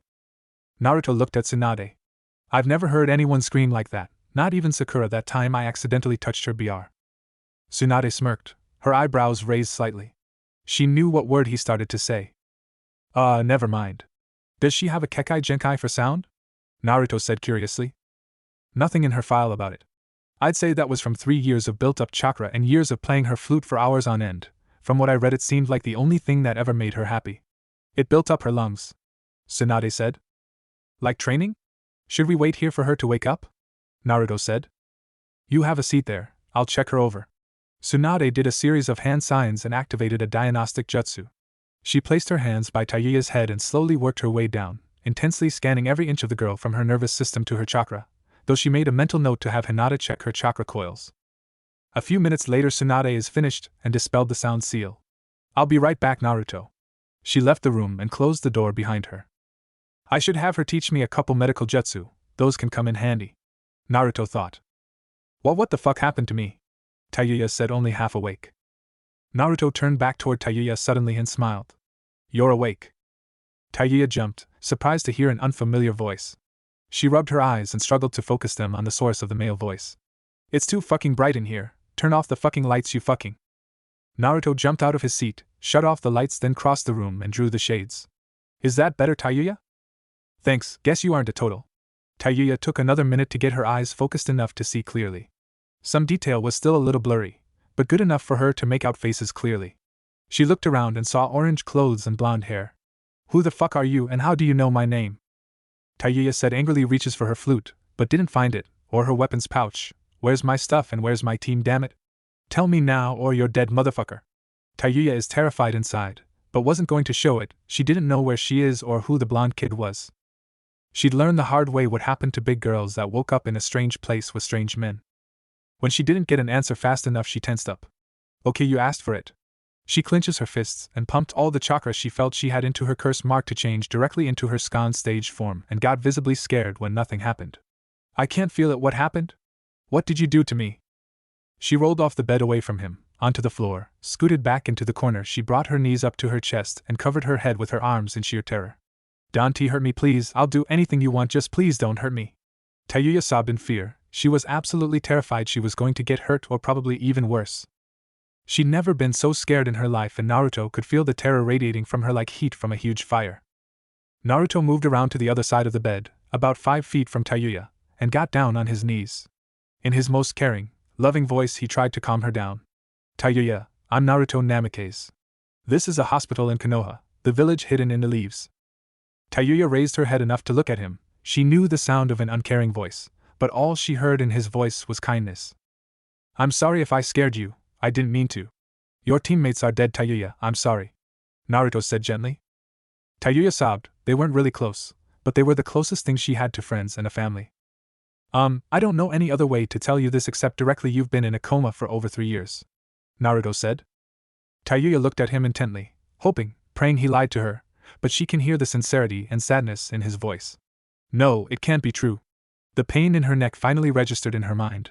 Her left hand went to her neck where her curse mark was. It's gone, Tayuya. That's why you couldn't change. Naruto said gently. Her eyes opened wide and she looked at him like he had 2 heads. That's impossible, nobody can do that. If you let me help you up, I'll show you. Naruto moved closer and held out his hand. Please, Tayuya, you can trust me. Deep in her mind, instincts told her don't trust him. It's a trick, but something in her heart, something she's never felt before, forced its way to the surface and overpowered her usual caution about trusting strangers. Something about him made her feel safe. She couldn't explain it because it's a feeling she's never had before, but she liked it. He smiled warmly when she cautiously reached up and took his hand. It's so warm, she thought. He helped her up. She's a little shaky because she's not used to standing yet. Naruto held her steady, walked her into the bathroom and turned on the light. It hurt her eyes for a moment, but after a few minutes she adjusted, but hadn't looked at herself in the mirror yet. Are you ready? Naruto asked her warmly. She nodded, then took a deep breath and slowly looked in the mirror. She's a little shocked by her appearance, but quickly remembered she'd been in a coma for 3 years and her skin is rather pale, not the beautiful tan she used to have. My hair is a mess, she said. A small smile curled the corners of her mouth. You look fine to me, Naruto said and smiled. She turned to her right and faced him, a tiny spark of her old self igniting. Compared to the bush on your head, mine looks great. She let out a light giggle of amusement. Naruto smiled. You're right. She started to turn back toward the mirror and saw the pink spot on her neck where the curse mark used to be. Just outside the door to Tayuya's room, Tsunade had been listening to them with a smile. That's it, Naruto, show her that big heart you have, that makes us all love you, Tsunade thought. Suddenly she heard a crash of things hitting the floor, and sounds of struggling. Without even thinking, she ripped the door right off the hinges, ran into the room but saw nothing. She darted to the bathroom door where the only light in the room is coming from, and stopped dead in her tracks at what she saw. She stared, unable to hold back her emotions as she watched Naruto, though only 15, is without a doubt the most powerful shinobi she's ever met in her life, and he was held against a bathroom wall by an 18-year-old girl who currently has barely enough strength to stand on her own.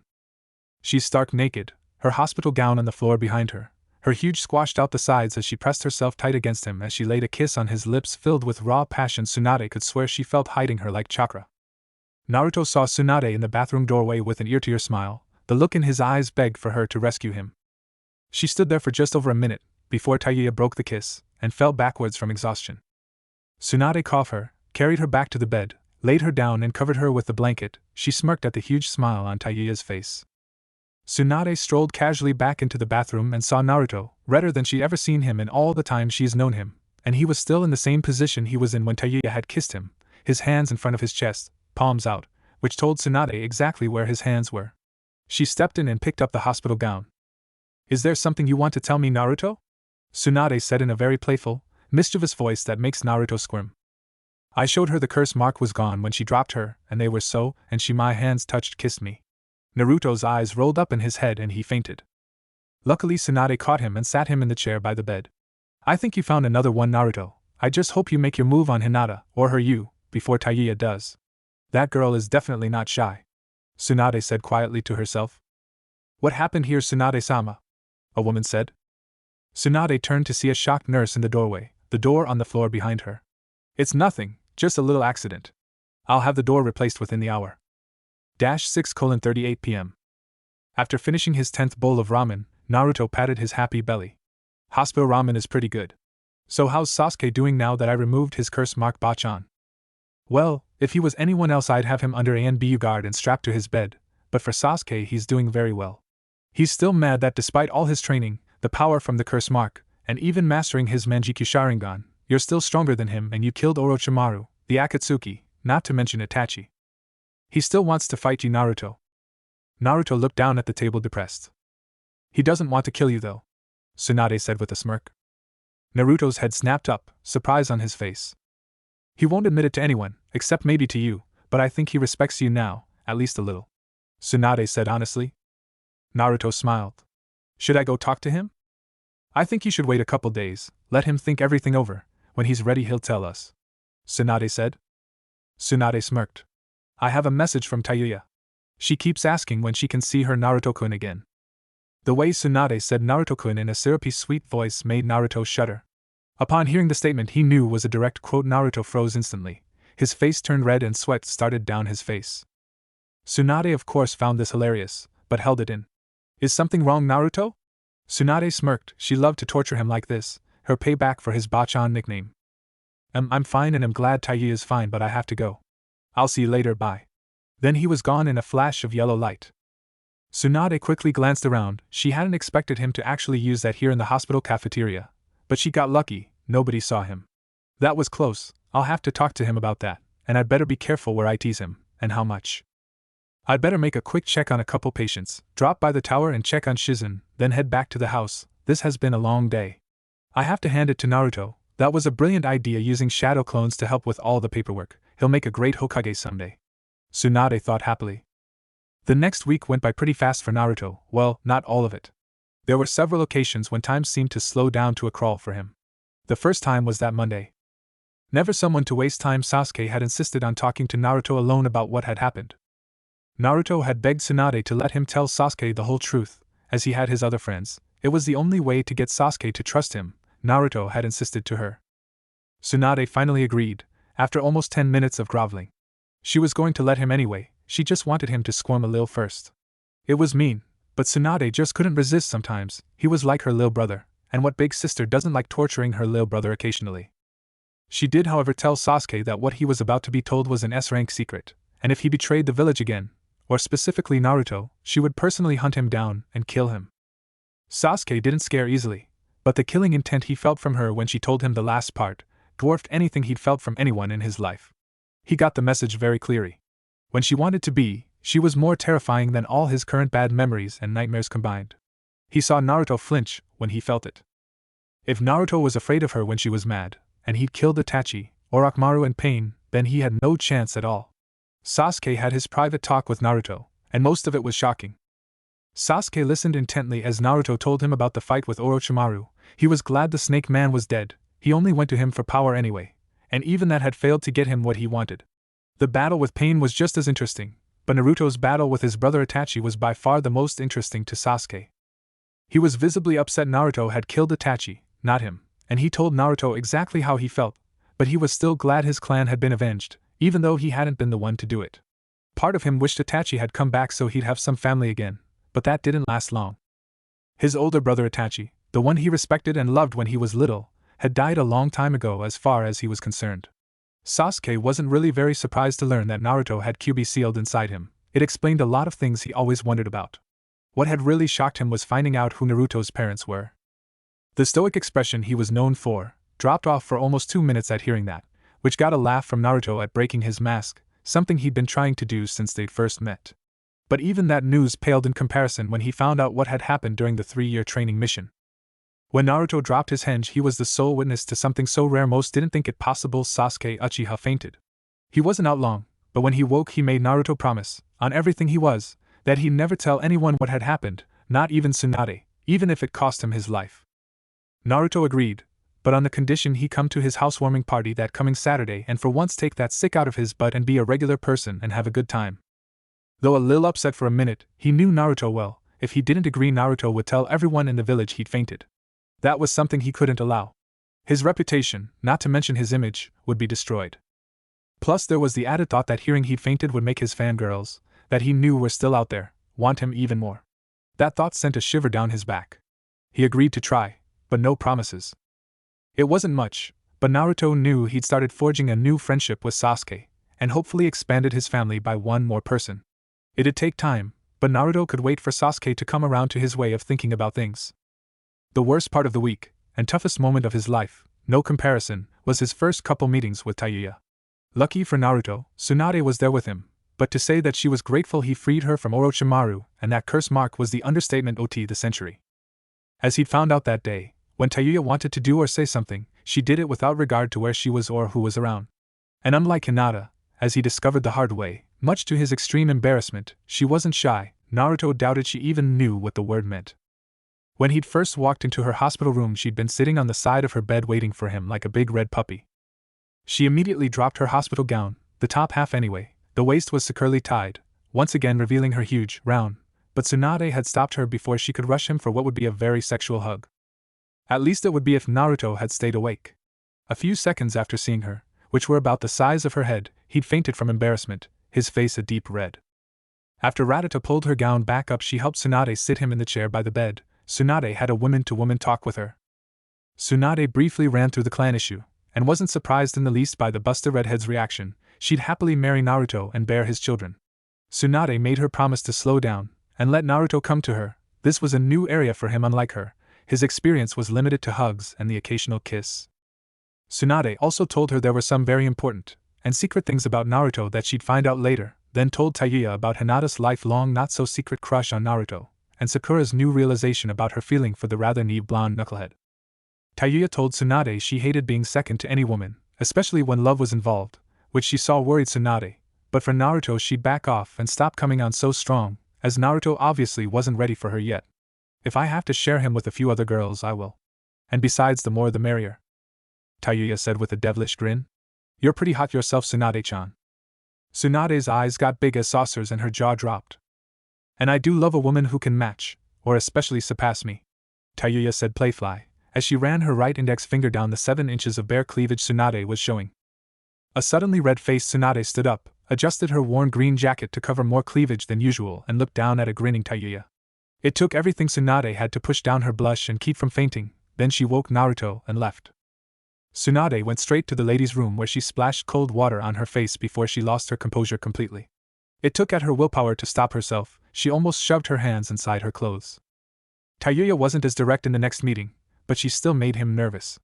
Naruto was surprised to see that Tsunade seemed to get a little nervous around Tayuya a few times, and he'd swear he saw her cheeks get a little pink, but couldn't figure out why. He got Tayuya to stop swearing, though it took a couple days for her to learn to change a habit she'd developed growing up on the street. She'd slip occasionally, but overall Naruto was happy with how hard she tried to change for him. She'd stop flashing her chest to him and kissing him without warning, but she'd still press against him whenever she had an opportunity. She'd been told about Orochimaru and the Akatsuki, and had promised not to mention it to anyone that didn't already know, but she wasn't told everything at once. 2 days after that, when they were sure about her, she learned the rest. She didn't react quite like they expected. With what she'd been through with her former team and the curse marks, she wasn't fazed at all. In fact, she thought he was even better looking than before. She especially liked his ears. Saturday, 9:50 a.m. Everything ready? Tsunade said. Sakura, Hinata and Naruto scanned everything with expert eyes, then smiled and nodded to Tsunade. Good. Okay Naruto, let's go greet your guests, Tsunade said. Naruto smiled ear to ear, his tails waved excitedly behind him. Tsunade had to smile at how happy he was, and how good he looked in his new clothes. She smiled as she recalled how, with help from Hinata, Sakura and Ino, they'd almost dragged him to a local clothing store called the Iron Kimono. It was one of the few places in town that hadn't refused service to, or overcharged, Naruto, though he'd never actually gone inside the store. If he'd have discovered that she didn't hate him like most adults did just because he had Kyuubi sealed inside him. It was owned by a former Jounin kunoichi named Hotaru A/N Firefly. She'd retired about 20 years ago after she lost her entire team on a mission. Her clothing store specialized in casual and formal clothes for shinobi that could double as battle gear if needed. The orange-haired woman, although in her late 30s, was still very attractive with the firm body you'd expect an experienced kunoichi to have, and a very ample chest that jiggled when she moved. She'd helped them find new clothes for the nervous, blonde-haired shinobi. She'd seen him around quite often, and knew about what a good person he was from IM, who she talked with twice a week at Ichiraku Ramen during her away lunch break, as well as Anko and Kurenai who visited her shop once a week, if in the village, to check out the new clothes and make an occasional purchase. But they mainly went there to catch up on the special kunoichi-only gossip. Although one of Anko and Kurenai's few vices, it was also a main source for all the information gathering Anko did for Tsunade as a permanent weekly C-rank mission, a fact she'd never admit. It's what paid for Anko's frequent feasts at her favorite dango stand, an occasional ramen feast with Naruto at his favorite stand. One of the new outfits they chose, with a little resistance from Naruto who didn't see anything wrong with his orange jumpsuit, finally decided he liked the formal outfit once he had it on. Black long-sleeve shirt with orange trim and a large orange swirl on the back. He'd insisted on keeping some orange in his new clothes and absolutely refused to budge on the issue, even under threats, non-fatal of course, that scared him to his core. Loose black pants, also trimmed in orange, and a black jacket with orange flame trim and a large orange swirl on the back, and black shinobi boots that work in any situation. He'd gotten a dozen similar outfits, some casual, in different color variations, as well as 4 trench coats, 2 black, 2 white, with orange flame trim. Naruto wanted to run to the gate to let everyone in, but Tsunade insisted he walk with them. Since some of Naruto's friends and their parents are, or were, shinobi, the few of them on the council already knew of Naruto's new look. Those that weren't, like Sakura's mother for example, Tsunade had a long, private chat with. At first Tsunade was agitated that the woman was uncomfortable with Naruto. She'd known he had the Kyuubi sealed in him. She still kinda thought of him as a possible threat to the village. When Tsunade told her the full truth about who his father was and the sacrifice he'd made with his own son, she'd burst into uncontrollable tears and collapsed in utter shame. If she could have willed herself to death she would have. She came around eventually, and was told by Tsunade very bluntly, and quite graphically, what would happen to her if she spoke of this or did anything against Naruto. The pink-haired woman bowed to Tsunade as low as she was physically able and gave her most solemn vow, and that she'd do anything to make it up to Naruto. She judged him so harshly and never got to know him. When Sakura had returned home that night she'd been greeted with a big hug from her mother, followed by a long mother-daughter chat that ended with a very happy Sakura who cried and hugged her mother tightly. The only reason Tsunade had told her was because Naruto wanted his friends' families to join the party. He didn't want any secrets from his friends or their family. That was one of the things Tsunade loved the knucklehead for, his heart. Tsunade's toughest challenge had been Hinata's father Hayashi, head of the main branch of the Hyuga clan and council member. He knew his daughter Hinata loved Naruto, but even after he'd learned the whole truth, with the rest of the council, and had apologized for his previous opinion of, and comments about Naruto, he seemed to not be totally convinced. When Hinata told him about the housewarming party and his invitation, he'd insisted on a meeting with Naruto and Hinata to discuss their possible future. Tsunade had come along. Hayashi had told her Naruto was in no danger, but she'd insisted and as Hokage he couldn't refuse her. He'd been a little surprised when he finally saw Naruto's true appearance, but had basically maintained his composure. He talked rather extensively to Naruto, and occasionally asked for Hinata's opinion, and ended by very bluntly asking if he intended to take Hinata as one of his wives. Both had blushed, but what had caught everyone off guard was when Hinata stepped forward. "Hi, father," Hinata said strongly, and actually stood up to him. Her body language clearly told everyone she would fight him if he tried to separate them and deny her the love of her life. Hayashi gave Hinata a glare she knew all too well. It normally sent her to the floor cowering. This time she didn't even flinch. After a very long 10 seconds, the tension broke when Hayashi smiled at her. He was proud of her, she'd finally stood up to him. He'd never seen such strength from her before. Then he gave his approval for her to marry him. I'm going to be Hinata. Namikaze. Hinata turned to Naruto, obviously about to say something. They never found out what it was. The full impact of the situation had finally hit Naruto.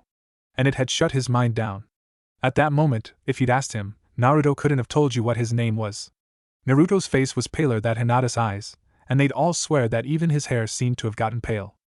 I'm going to be married, Naruto said almost mechanically, before he fainted. Tsunade reminded a very excited Hinata of something. He hasn't actually asked you yet, so until he does, keep this to yourself and let Naruto do this his way. Hinata nodded and calmed herself. They got to the main gate just in time. Naruto opened the gates like any other door. The blood seal was only for the special seal used to protect the compound in extreme situations, like if the village is attacked. The normal security seals were enough to stop most threats, even high-level jounin. His henge activated, Naruto opened the gates. Hello, welcome to the Namikaze compound, Naruto said with a huge smile, stepped aside and waved everyone in proudly. He greeted everyone as they entered. Most carried at least one nicely wrapped box with his name on it, and all dressed in formal, but not too much, attire. He told everyone that there would be plenty of fun activities and to bring a more casual change of clothes. An odd request, but everyone did as asked. They figured there'd most likely be some sparring or something similar. Everyone that knew him well was all too aware of how Naruto felt about stuffy formal parties and meetings. Tsunade, Shizune, Hinata and Sakura knew what was coming. They'd help Naruto set it up. Once everyone was inside, they stared in awe at the huge 2-story house and front grounds. He closed the gate, which promptly resealed. Hayashi was impressed by that. He'd have to ask Naruto about that later. He could use it at the Hyuga compound. Naruto stepped back in front of the group with Tsunade and Shizune. Sakura and Hinata joined their families. Now that everyone is inside and the gate is closed, I don't need this anymore. With a quick hand sign and puff of smoke, Naruto dispelled his henge. He stood there in his true form and new clothes. He'd practiced a special henge just for that occasion. Everyone was surprised when the smoke cleared, not just for his new fox features, but because of his new clothes. Nobody had mentioned the shopping trip. Naruto wanted to surprise everyone. The initial shock wore off quickly and they were soon complimenting him on his new clothes, and the few that hadn't seen it yet liked his new fox-like appearance, but admitted it'd take them a while to get used to it. By the time Naruto finished the tour of the front grounds, many of the women said they loved the flower gardens and asked if they could have some clippings for their flower gardens when they left. The few parents that were nervous at first openly hugged Naruto and told him how handsome he was, or how cute he was, to his embarrassment, and how they loved the compound so far. Some of the guests, his friends and former rivals from other teams, had changed a lot in the 3 years he was gone. He'd only noticed a small change at the meeting a week ago, but now he could really see a big difference in Niji. He'd really relaxed a lot, for a Hyuga anyway. He was still logical and arrogant, but nowhere near as bad as he was during the Chunin exams, and he'd lost the our fate is determined at birth outlook on life. He'd made up with Hinata and treated her like a sister. He even seemed to be rather protective of her. He wasn't the same person that had tried to kill Hinata 3 years ago in their match. And near them since they came in, of course, was Hanabi, Hinata's little sister. She'd had a huge "you're so cute, I wanna snuggle you" look on her face since he dropped his henge. She was just like Hinata in so many ways, but wasn't as shy. Though she was 3 years younger than Hinata, Naruto had developed an eye for women and could see that Hanabi had started to blossom into a beauty like Hinata, maybe even faster. And from the way Konohamaru got nervous every time they saw each other, she'd already turned some heads. She also dressed like Hinata used to. In fact, he'd swear that she wore Hinata's old gray jacket. Something about the way she wore it made him think. Of all his guests, there were 3 Naruto was happiest to see make it. Before they went into the house, everyone took a few minutes to either look at the flower garden or visit with people they didn't get many chances to talk to in a social situation for various reasons. Naruto had already asked Hinata and Sakura to take in all the presents so they didn't have to carry them the whole time, which they did happily. He'd use this time to catch up with them. He walked up to them quietly. Naruto saw what one of them was doing very subtly, but not for Naruto's senses. Naruto just couldn't help himself to a little prank. On the way he saw the two with his target see him sneak up on the other member of the trio. He gave them a "please don't tell him" look. The girl nodded ever so slightly with a slight smirk. The boy didn't seem to react at all, but Naruto saw agreement in his eyes. Naruto got close before he made his move. Several people nearby saw what was coming and silently let the others capable of reading their subtle signals to watch the approaching entertainment. "She's even more impressive topless," Naruto said from right behind him. It was a true statement, but only two other people there knew it. One was Tsunade, the other was the object of the boy's subtle stare at her. Ah! He yelled and spun around, angry he got caught, ready to attack the person that did it until he saw who it was. Naruto!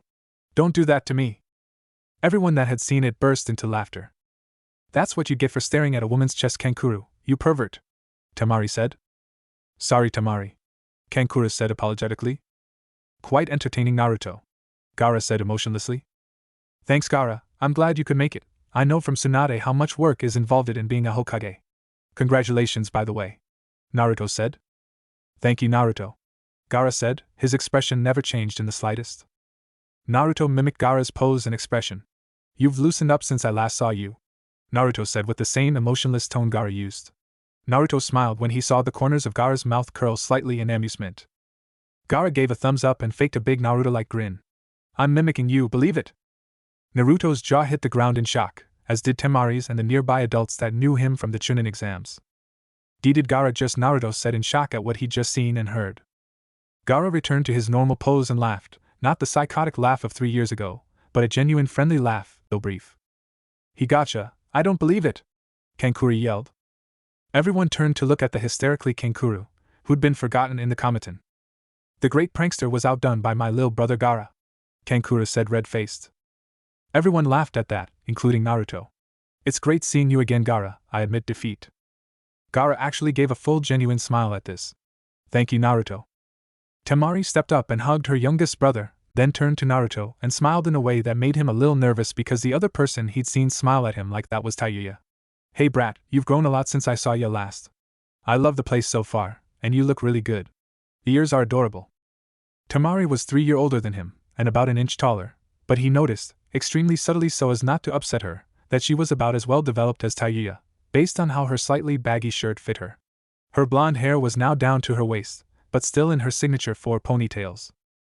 Oh, and thanks for teaching Kankuro a lesson for spying on that girl. Is that Tayuya from 3 years ago? I thought I killed her? Temari said.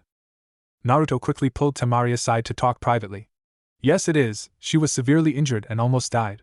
She's been in a coma since then, and just came out of it last week when I removed her curse mark. Temari was surprised to say the least, but Naruto quickly told her the basics and said he'd explain more later if she wanted. She agreed she didn't want to hold up the tour. Everyone gathered by the door and Naruto led them into the main hall. Everyone was extremely impressed. The floor was white marble. The large couch was ornately carved in beautifully stained wood with black leather cushions. The 2 chairs were similarly designed, large and very comfortable. All the tables in the room were large and sturdy, but beautifully crafted. All the women in the room, regardless of age, followed Tsunade around the room as she told them about the furniture, and all the pictures and paintings on the walls. On the wall to the left of the door as you enter, about 25 feet away, was a huge stone fireplace with mantel, above which hung on the wall was an extraordinarily beautiful katana. The women recognized it instantly because of who used to wield it. And as expected, Tenten didn't just stare at it, she drooled over it. Tsunade didn't say anything, especially when Tenten called her father over to see it, but Tentens were nearly tenting her loose silk dress, she was so excited. The girl has a serious weapon fetish, and it looks like some real long. I'd better send her to Hotaru's tomorrow for some clothes. Tsunade thought and smirked. It only took 5 minutes of some of the most earnest begging you've ever heard in your life for Naruto to take it down and let Tenten and her father examine it closely. Housewarming party, Namikaze compound. Tenten was not a happy girl when her father made her release the katana so Naruto could put it away and they could continue the tour. She felt better when Naruto promised he'd make it up to her later. She saw the grin on his face, and knew Naruto never broke a promise, so she smiled and relented. Tenten loved the house, especially when she saw a weapon on the wall, but she kept her composure for the rest of the tour mostly. She knew it'd be worth it. I can always go back and look at it later, Tenten thought with a smile. She knew cooking wasn't really her thing, as anyone who tasted her food would testify to, but she was very impressed by the kitchen. It was massive. She did comment expertly on the knives though, they were weapon quality, and as sharp as the blades sold in her father's shop, which he agreed on after he checked for himself. That made Naruto smile. Everything they saw was handmade, nothing in the entire house was mass-produced, not even the towels in the bathrooms, which were as large as most of the shops in the village. The private hot spring at the back of the house was even bigger. It's one of the only 3 in the village. The second was at the public bathhouse, the last being in the Hokage mansion. The first floor, everyone soon discovered, was more like a first-class resort than a home. The second floor, however, was like a hotel in many ways, primarily due to all the bedrooms. Also on the second floor was the Namikaze family library. Tsunade told the amazed group, with a little embarrassment, that it was even more extensive than the library at the Hokage compound. The collection of books and scrolls had everyone glassy-eyed, especially after Tsunade told them that there were scrolls here even the Hokage library didn't have. Many were collected from around the world, but most were created by Naruto's father Minato, who was a master of creating new seals and jutsu of every kind, taijutsu, genjutsu and ninjutsu, as well as every element from the 5 common affinities to the extremely rare metal affinity, which even Tsunade had only seen once in her life. A few are bloodline related and usable only by members of certain clans, Jiraiya said, then smirked at Tsunade knowingly. Curious, everyone turned to Tsunade, who immediately changed the subject and glared venomously at Jiraiya. Naruto didn't say where it was, but he mentioned there was a special vault of scrolls that were far too powerful to keep in the library, similar to the forbidden scrolls of the Hokage. One book in particular caught everyone's attention as they prepared to continue the tour. Most had missed it when they came in. It was a huge book, 3 feet wide by 4 feet high and 8 inches thick. It was very old, but in very good condition. It was leather-bound with a familiar orange swirl on the cover, and had a black metal lock on it. "What's in it, Naruto-kun?" Sakura asked, her love of books and scrolls no secret. "I don't know, Sakura-chan," Naruto said, scratched the back of his head and smiled. "She won't let me open it yet, but we're pretty sure that key from the box I got is for the lock. I do know that it's from Dad's family, a special Namikaze album or something, right, Ba-chan?" Tsunade's left eyebrow twitched. "Hi, and for now it stays locked, you lil brat." Naruto frowned and glared at Tsunade. With the last few rooms checked, one of which was the master bedroom that Naruto used, everyone headed downstairs to the dining hall where a huge buffet was being set up by the newly hired staff. After a brief struggle with Chuji to keep him from starting early, Naruto took everyone out the back door to get to the last part of the tour, including a whimpering Chuji who waved to the food. "I'll see you soon," Chuji said to the food. As all the guests discovered, the bulk of the compound was the grounds behind the house. The rest was a huge obstacle course that even to the jounin present looked formidable. There were 4 separate training areas, each with its own unique features, and an almost 2-acre lake. "Before we get to the fun, let's go back to the house and get some food," Naruto said. Chuji cheered. "We're gonna need it," Naruto said seriously and smirked. Some of them laughed, a few excitedly, and a couple quite nervously the way Naruto's tails waved excitedly behind him. Not everyone was worried, or even excited about what was going to happen, as some of the adults weren't skilled shinobi. So they couldn't enjoy the training areas and obstacle course, which everyone figured was part of what Naruto had planned. Once back inside the house, everyone dug in, though only a few with as much enthusiasm as Naruto ate ramen. Everyone found at least 2 things they loved, and Chuji had no problems at all. He methodically worked his way down the tables. Naruto stopped counting after Chuji filled his 12th plate. His only repeat item was his favorite, barbecued pork. There were several highlights during the meal, but everyone's favorite was, without a doubt, a certain guest's reaction to finding one of the 6 by 15-foot food tables contained every conceivable variety of dango. Several of the guests, like Kurenai, could swear they saw Anko's eyes tear up as she slowly approached the table as if she was meeting Kami in person. Coming in a very close second though was Naruto's potentially fatal mistake of actually telling Anko it was his idea to do a dango table before she'd starting indulging in her favorite food in the world. Even years later many would talk about how if it wasn't for the nearby Kurenai and Tsunade, Anko very likely would have literally squeezed the life out of Naruto. She'd hugged him so hard. He did faint though, mainly because Anko had squeezed basically all the air from his lungs. Once he woke up she'd apologized profusely. Unlike the hugging incident a week ago, she didn't care if they told people about this. What no one heard though, was as the lunch feast ended Anko whispered to Naruto. "That's to I owe you, Naruto-kun," Anko said very slyly. Luckily he was on the edge of the crowd and excused himself to use the restroom. What he actually did was splash some cold water on his face while using all his willpower to keep from fainting as the tone of her voice was unmistakable. "Kami, help me, what did I get myself into?" Naruto said. Kurenai approached Anko a moment later after she saw the very brief smirk on Anko's lips, but before she even got a word out Anko gave her a very sly wink and walked away. Kurenai quietly sighed, subtly shook her head in defeat, and made a decision she'd fought for years. "I give up. You win, Anko." Kurenai looked around for the only person she'd trust with this, and found her. Lunch finally ended and afterward everyone chatted a while. Naruto walked around and was actually amazed that there wasn't a morsel of food left on any table. Then he happened to see a certain friend sitting very relaxed in one of his big chairs when it hit him. "He's been sitting there for 20 minutes, and I haven't heard a single crunch. Looks like Chuji finally reached his limit." Naruto thought and laughed quietly. Not wanting to interrupt anyone, Naruto waved over an attractive brunette house girl his age, currently working in the kitchen for the party, and had her tell the staff to wait until the guests went into the main hall before they came in to clean up. Then he went back to sit and talk with his friends. 2 o'clock finally came around and everyone was finally up and mobile again, so with a huge smile on his face Naruto called everyone into the main hall. Some guests looked around at details they'd missed the first time, or things they really liked. It was time to open his housewarming gifts. Everyone gathered around the presents stacked by the currently unlit fireplace. Naruto sat in the only chair near it with an ear-to-ear grin. Who's first? Naruto almost squealed almost. The best, of course. Neji said in the tone he used to use that Naruto hated, but it was done in a friendly way this time. Neji and Hayashi stepped up and Neji handed Naruto their gift. I never properly thanked you what you did for me, but I believe this will do. Naruto unwrapped the box and opened it, his eyes almost bugged out at what he saw. He lifted out a book on the chakra points of the body and held up for all to see. You can't see them as we can, but this should prove very useful. It's from our family library, Neji said. Naruto thanked them and bowed. Me next, a girl squealed. Naruto turned to the source and smiled. What did you get me for my new house, Hanabi-chan? Naruto said and smiled at her. Hanabi's face turned pink and she wobbled slightly, so Hinata stepped close, held her shoulders to steady her little sister, and smiled. Naruto opened it and smiled even bigger. To be the best Hokage you have to know the best taijutsu, Hanabi said proudly, which got quiet laughter from many of them. Thank you, Hanabi-chan, this book about your gentle fist style will go great with Niji's gift. Naruto gave her a bow, then leaned down and lightly kissed her forehead. Naruto-kun. Hanabi reached up and touched her forehead. Kissed me, Hanabi said, turned bright red and fainted.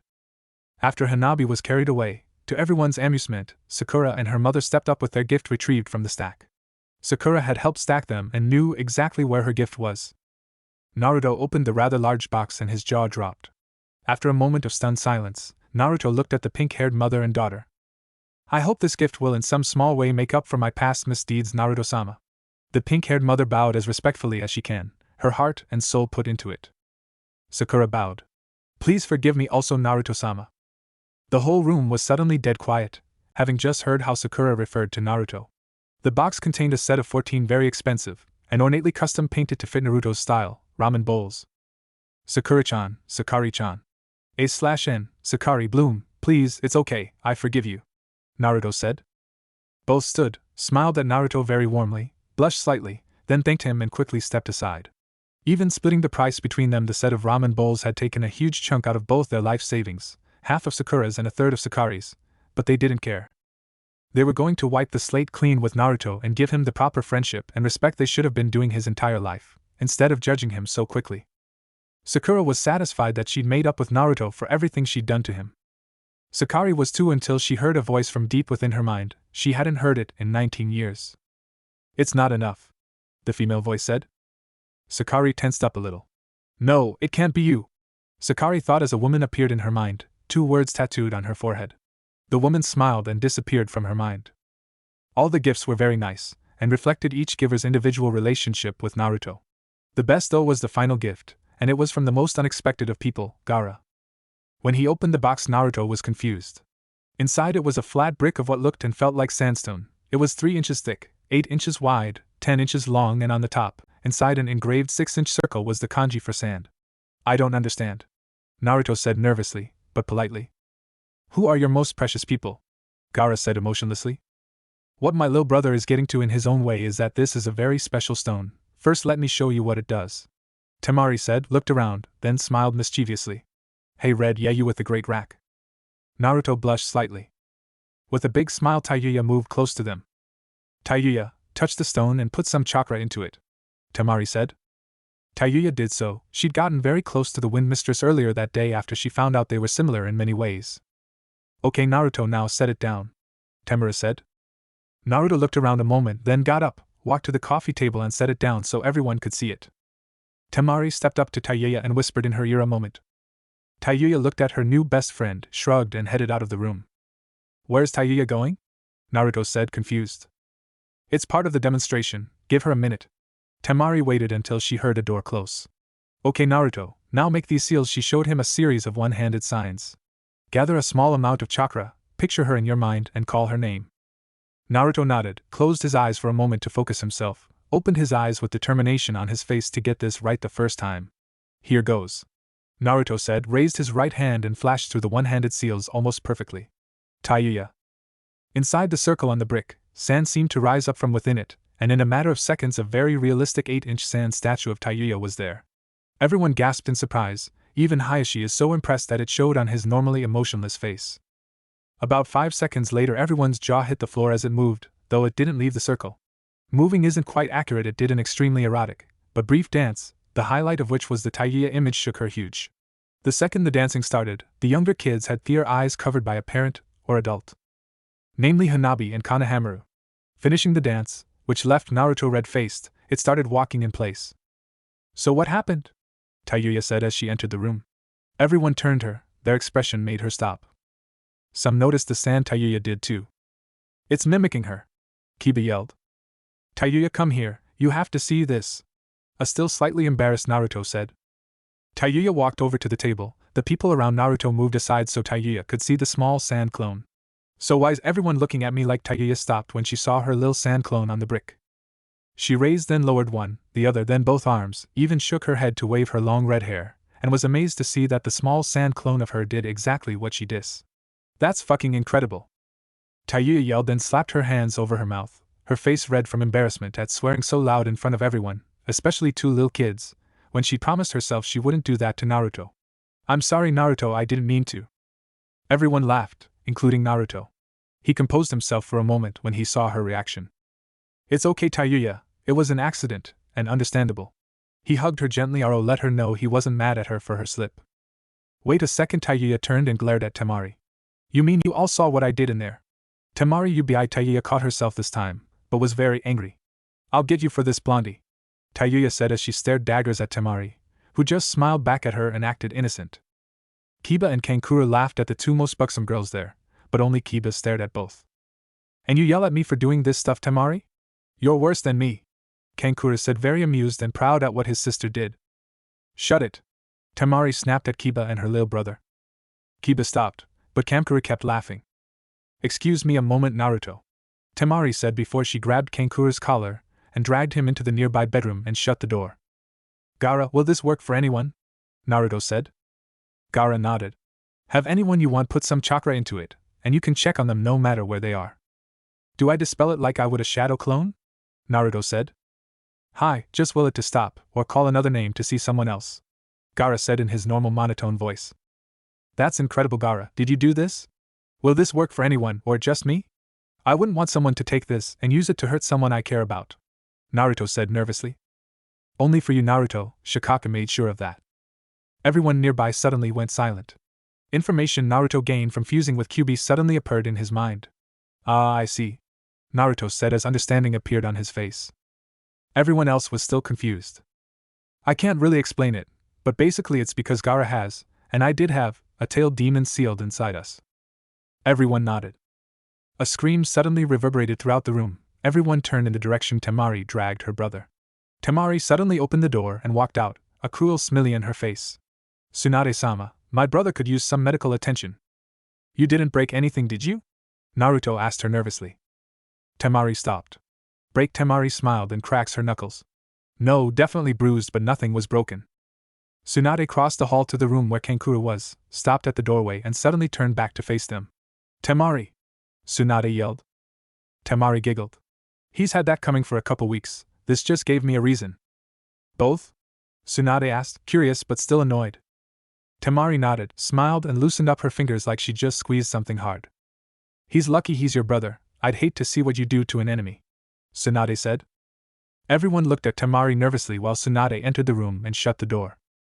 Not wanting to think about what he's pretty sure she did to him, Naruto changed the topic of conversion. Okay everyone, before we get to my surprises I need to talk to Gaara privately. I want to thank everyone for the great presents, please go out back and we'll join you in a few minutes. Everyone nodded, and after a few people hugged him, they all left the room towards the back door. Behind the house, 16 minutes later. Come on Tayuya, you know you thought that was funny and don't even try to deny that you do the same thing, Tsunade told Tayuya in a stern voice. Alright, you're right, and I wasn't embarrassed, I'd do that again right here in front of everyone, especially for Naruto-kun. Tayuya smirked slyly. I'm just upset I wasn't in on it, that's all. Tsunade-sama, you know how I feel about Naruto-kun, I'd do anything for him, even give my life. It's not that I didn't enjoy making him blush, but Temari used me like he used to. Tayuya said sadly. That's what upset me. I respect Temari, but… Okay, Tayuya, I understand. I'll go talk to Temari. Tsunade said. Thank you, Tsunade-sama, Tayuya said. Tsunade walked over to Temari as she verbally thrashed Kiba for his comments about what happened. Kankuro just stood there humble and quiet. Tsunade saved a grateful Kiba from further abuse. Before she took Temari to Tayuya, Tsunade briefly explained some things about Tayuya that Temari didn't know. Temari held her composure until Tsunade took her back. She stood in front of the equally endowed redhead, her back to everyone so they couldn't see her face. I'm sorry, Tayuya, I didn't understand your situation, Temari said with sincerity and humility, something very few had ever seen from her. Friends don't do that to each other, and I deeply apologize for what I did. Temari bowed her head slightly and looked at the ground. Had I known your history, I would have told you my whole plan instead of using you like that. I've never really had a best friend, much less as beautiful and fun to be with as you are. Do you forgive me? Tayuya smiled. Tsunade-sama pointed out to me a few minutes ago that I'd have done the same thing. I was just upset you didn't let me in on the prank, instead of using me like a tool, like he did. Temari flinched. I forgive you, Temari, but you owe me big for this. Temari's smile faded and she swallowed nervously. Hi, Tayuya. Temari nodded. Tsunade smiled. Now with that settled, you two girls go have fun, Tsunade said. Temari and Tayuya smiled at Tsunade. Before you go, Temari, I need to tell you, as the Hokage, what you did to Kankuro, and there was a little beyond what's acceptable here, especially at Naruto's housewarming party, Tsunade said seriously. Temari's confidence took a dramatic nosedive as Tsunade's words sink in. And although it was technically family business, you should have handled it better. If you'd squeezed any harder, you might have been at ANBU headquarters with Ibiki right now instead of Naruto's party with me, Tsunade said seriously. Temari nodded. Dear Kami, please don't let me have ruined this, Temari thought. It came close to being disrespectful to Naruto. If he wasn't so forgiving towards his friends, you would have insulted Naruto as your host, and me as his friend. His Hokage. Tsunade looked right into Temari's eyes. And his godmother. Temari swallowed hard and got very worried she'd offended the one woman in the world she truly respected and admired. I would have been personally dishonored and would have taken immediate action against you with everything I have. Am I being perfectly clear, Temari? Tsunade said with a very low growl in her voice. Temari bowed with as much respect as she could, and didn't care who watched. This is just between us, and is never to be repeated. As far as anyone is concerned, this conversation never happened. Tsunade's face softened. Let's wrap this up before we spoil the mood. I consider the subject closed and forgotten, Tsunade said and smiled. I'm sorry, Tsunade-sama, my temper got away from me. I promise you it won't happen again, Temari said sincerely. However, before they could rejoin the crowd, Naruto and Gaara came out. The red-haired Sannin found and joined his siblings, both of which were even quieter than Gaara usually was, a fact he noticed immediately. Okay, everyone. I have a couple things planned I hope you'll all enjoy. Before I tell you though, everyone needs to change into the other clothes they brought. I'd hate for you to ruin your good clothes. Everyone talked nervously, but excitedly among themselves. Namikaze compound, training grounds. Naruto looked out at his new family and smiled happily. Before we do that though, I have a surprise for some of you. Would Gaara, Shino, Tenten, Sakura, Hanabi, and last but definitely not least, Tayuya. Come over here please. Despite the order they were called, Hanabi is the first to Naruto and hugged him excitedly. If you want your present, Hanabi-chan, I'll need my arms, Naruto said and smiled at the girl. Hanabi released him and blushed slightly. Naruto reached into a pocket, removed a scroll, unrolled and laid it on the ground while everyone he named looked at him curiously.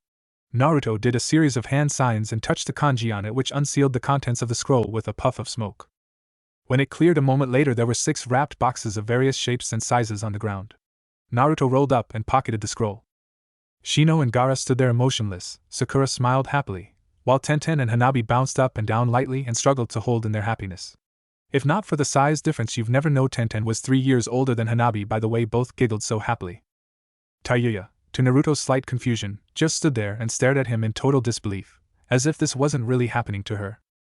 Since it's late April and I just back last week, I missed something important, your birthdays, Naruto said with a big foxy grin. I helped him, Sakura, he wanted to surprise you, Tsunade said with a smile. Sakura turned to her sensei. I helped too, Sakura-chan, Hinata said a little meekly. Sakura turned quickly toward Hinata, surprised for a moment that her friend could be so sneaky. Sakura smiled and gave Hinata a little bow. Naruto picked up a box. First, I have a present for my demon brother. Gaara smirked noticeably, then stepped up and accepted the gift. Go ahead and open it, Naruto said. Gaara opened it and removed a scroll, which he opened and read. A moment later, Gaara smiled. Thank you, Naruto, you never fail to amaze me. What's on it? Kankura asked loudly, and got a light slap to the back of his head from Temari. Gaara looked at his siblings. It's 3 new Sanjutsu. Cool! Kankura yelled, which earned him another slap to the back of his head from Temari. Naruto picked up another present. Shino. In his usual quiet manner, the bug user stepped up, accepted his present, and opened it. Inside was a large scroll. Shino looked at Naruto and raised his eyebrows. Naruto knew that was Shino talk, for very happily asked, "Is this what I think it is?" Naruto smiled. I talked to your parents already. Since you don't have one yet, and I sure can't use it, I want you to have this, Shino. It was just collecting dust in the library. Shino put the box down and carefully removed the large scroll, sat it on the ground, unrolled it from both ends and scanned it quickly. I know what that is. Kobe yelled to his teammate. It's a summoning contract, you lucky dog. Akamaru barked in agreement with his master. We could use the extra power. Which summon clan is it, Shino? Kiba said. The Neiled Shino's smile is hidden by his collar. Beetles, Shino said in his rare monotone voice. He took out his kunai, cut his right thumb, then smeared the blood on the other 4 fingertips of his hand, signed the summoned contract with his fingerprints, then closed it and put it in his coat. Thank you, Naruto, Shino said emotionlessly. You'll have to summon one later and introduce your new friends to your teammates. Shino gave a nod to Kiba and stepped back for the next person. Tenten looked at the other boxes, quickly found her name, and pouted. Sorry, Tenten, I didn't get you a summon contract. But if I find any more, I'll let you know. Maybe I'll find one for you. Tenten smiled and bowed. But I did get you something I think you'll like just as much. Naruto held Tenten's gift out for her, but before she could even reach for it, she suddenly froze and her head perked up, as if she heard something. What is it, Tenten? Is something wrong? Naruto said. A huge smile crossed her face that was almost sexual in intensity, before she took it. Naruto crossed his arms in front of his chest and pouted. You know what it is, don't you? Tenten nodded. How? Naruto said. I heard them touch, Tenten said casually. The birthday guests, as well as Naruto, all looked at Tenten with a "I didn't hear anything" look of confusion. Tenten tore through the wrapping and opened her box like a little kid. Kunai, I knew it! Tenten squealed very happily, before she glomped Naruto. Everyone either smiled or laughed at the childlike reaction of the teen weapon mistress. Luckily for Naruto, Sakura pulled Tenten off him. How did you do that, Tenten?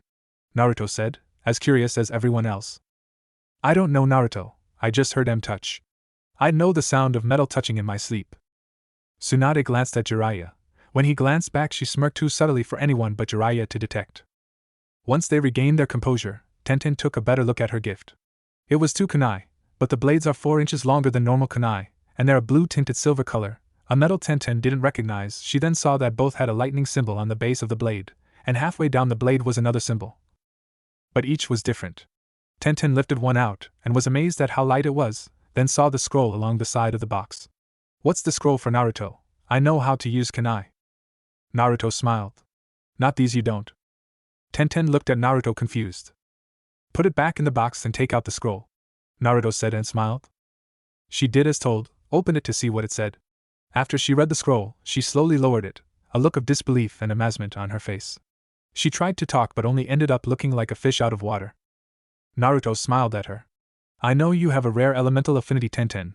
Only a FWW other people in the village have a lighting affinity, and only one is a jounin, so I know how much you've wanted to master it but can't find anyone to teach you. Well, I just solved both problems for you.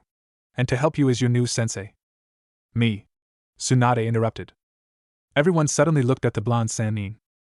Tsunade continued. But that scroll also HSS instructions for a very special style of taijutsu that will rid you of your weakness. Tenten blushed in shame and looked at the ground when her idol mentioned her only weakness, her taijutsu. But it'll do a lot more at the higher levels, Tsunade said. Tenten looked at Tsunade with hope in her eyes. It might even make you more powerful than me someday, Tsunade said. Tenten gasped in shock, composed herself quickly, and bowed. She literally folded in half.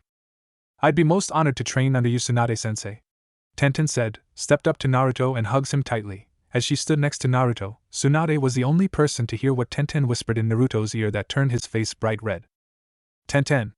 Naruto almost yelled as he tried to push down his embarrassment. She smiled at him, blushed brightly, and stepped away. Tsunade smirked and held in her laughter. Tsunade saw Sakura about to ask a question, caught her glance and shook her head slightly, which silently told the pink-haired kunoichi don't ask. Sakura had a basic idea of what Tenten probably said, but kept quiet and smirked. Despite her new respect for Naruto, among other more intense feelings, she had no problem watching him squirm from embarrassment, and held in her laughter so as not to make it worse for him. Besides, there was still her present. Everyone watched, smiled and waited for their host to compose himself again. Naruto glanced at Tenten and questioned her with his eyes.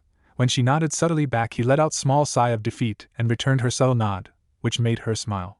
I'm either the luckiest guy in the world, or I'm cursed, Naruto thought as he tried to adjust to all the attention he'd gotten from women since he got back. This has to be Kyuubi's doing, as revenge for being locked up inside me all those years, Naruto thought. Sakura. She squealed happily, which made Naruto flinch slightly. He knew this would probably be a repeat of Tenten glacéed at her quickly and knew Tayuya was still coming. Dread filled him at how she was gonna react to her gift. I didn't think this all the way through, Naruto bled. Your turn, Sakura. She stepped up and took her gift from him. Please don't embarrass me, Sakura, he whispered to her as he handed over her gift. She smirked at him and whispered back. I'll try, but no promises. Naruto sighed quietly in defeat, now fully aware that he was in for a long day. Sakura stepped back and opened her small box, not sure what it was based on the previous gifts she's seen. It can't be a scroll, the box is too small, and he wouldn't dare get me one of those itchy paradise books Kakashi-sensei is always reading. So what can it be? Open it and find out. Inner Sakura screamed at her. Sakura removed the wrapping and saw a hinged box she instantly knew was made from a cherry blossom tree, and had several pink jewels on it. Everyone looked at Naruto and wondered what was in the beautiful little box. Suddenly thinking this may have a wedding ring in it, Sakura got very nervous, as did much of the crowd. Many of them looked at Sakura's mother Sakari for her reaction. Sakura nervously opened the small box. Her eyes suddenly got very big and seemed to sparkle for a moment before all the color drains from her face. Everyone, especially Naruto, got very nervous at her reaction. Sakura looked up at Naruto, her green eyes as big as saucers. Where did you find this, Naruto? That's the last thing Sakura said before she collapsed to the ground. She'd fainted from shock, the now closed box clenched tight in her right hand. Sakura! Sakari screamed and ran up to her daughter. Tsunade stepped up before anyone could say anything. It's alright everyone, I'll take care of her. You want me to carry her inside, Sakari, or do you want to? I will, Tsunade-sama, Sakari said and scooped up her daughter bridal style. Sakura can tell you later, if she wants to, Tsunade said and got a nod from everyone. Meanwhile, please continue the party, Naruto. Naruto nodded and turned to his next birthday girl. Your turn, Hanabi-chan. A worried Hanabi stepped up to Naruto. Will Sakura-chan be okay, Naruto-kun? She's okay, Hanabi-chan. She was just so happy she fainted, that's all, Naruto said. Hanabi smiled up at him happily. She knew Naruto would never hurt his friends. I heard some things about you, Hanabi, like that you'll be graduating from the academy soon. You'll be a great kunoichi like your sister Hinata, Naruto said. Hanabi nodded and smiled happily. So I got you something to help you. He handed her a familiar-shaped box that she opened and hoped it's what she thought. Yee! Is this a new jutsu scroll, Naruto-kun? Naruto nodded and smiled. Hanabi dropped the box, opened the scroll, excitedly read it, then looked up at Naruto with a huge smile on her face. My first water jutsu. Suddenly Naruto staggered back a few steps, a very happy girl wrapped tightly around him. Her arms and legs tried to crush his neck and waist. Luckily, he tensed up at the last second. Everyone laughed, especially Hinata, who giggled madly at her little sister wrapped around a very embarrassed Naruto. Would somebody help me, please? Naruto said. I don't think we're strong enough, Naruto. I guess you're stuck with her, Tenten said. Naruto glared at the giggling Tenten. He looked out in the crowd at the one person he hoped would help him. Hanabi, let him go. You're embarrassing our host, a male voice commanded. Hanabi's head snapped up. She dropped off Naruto and blushed. I'm sorry, Naruto-sama. I apologize for embarrassing you, Hanabi said before she bowed low. I'm sorry, father. It will not happen again, Hanabi said to Hayashi and bowed again. It's okay, Hanabi, really. Hayashi, don't punish her for this, Naruto said. Hanabi looked at her father. Hayashi's face was serious and stern, then he smirked and bowed slightly. Hanabi smiled, happy she wasn't in trouble. She knew how strict her father was about things like this. Go on, Hanabi, it's okay, Naruto said. Hi, Naruto-kun. Hanabi walked over to her father and respectfully bowed to him. Naruto smiled when Hayashi smirked at him amused. So he does have a sense of humor. Naruto thought. The water jutsu he gave her was a genin level jutsu, but with her Byakugan it'll give her an edge against most opponents once she mastered it. Naruto suddenly recalled something felt strange when she was wrapped around him, and Hinata's hug from before was similar, but he dismissed the thought. No, I've just been hugged too much today, my mind is playing tricks on me. Naruto thought. Hinata watched Naruto and smiled, when she saw his expression change for a moment, like he was in thought, saw him look at Hanabi curiously, then at her for a second, before he shook his head slyly and apparently dismiss it. Does he know? Hinata thought worriedly. She tapped Hanabi's shoulder. When Hanabi looked up at her big sister she saw the "we have to talk later" look in her eyes, and nodded subtly. Naruto got the last gift and handed out for the final birthday girl. Tayuya. No, I can't. I'm not worth, Tayuya said. Tayuya, please take it. With everything you've been through you deserve to be happy. Naruto held out her gift again and smiled. Are you sure, Naruto? I tried to key, Tayuya said nervously. Please, Tayuya, take it, I want you to have this. Naruto insisted. You're sure? Tayuya looked out into the crowd at Temari, her new best friend, who nodded and smiled. Okay. Thank you, Naruto. Tayuya smiled a little, then unwrapped it, lifted the top, and inside she saw a scroll. Look underneath it. Naruto said and smiled. She lifted the scroll and see 2 cards, tucked the scroll under her left arm, held the box, read them and looked at Naruto confused. Happy birthday, Tayuya. Tomorrow I'm taking you to those 2 stores and I'm getting you new clothes, a new weapon, and then you're moving in here. I won't have my friends living in a cheap hotel guarded by ANBU 24 hours a day. Naruto said.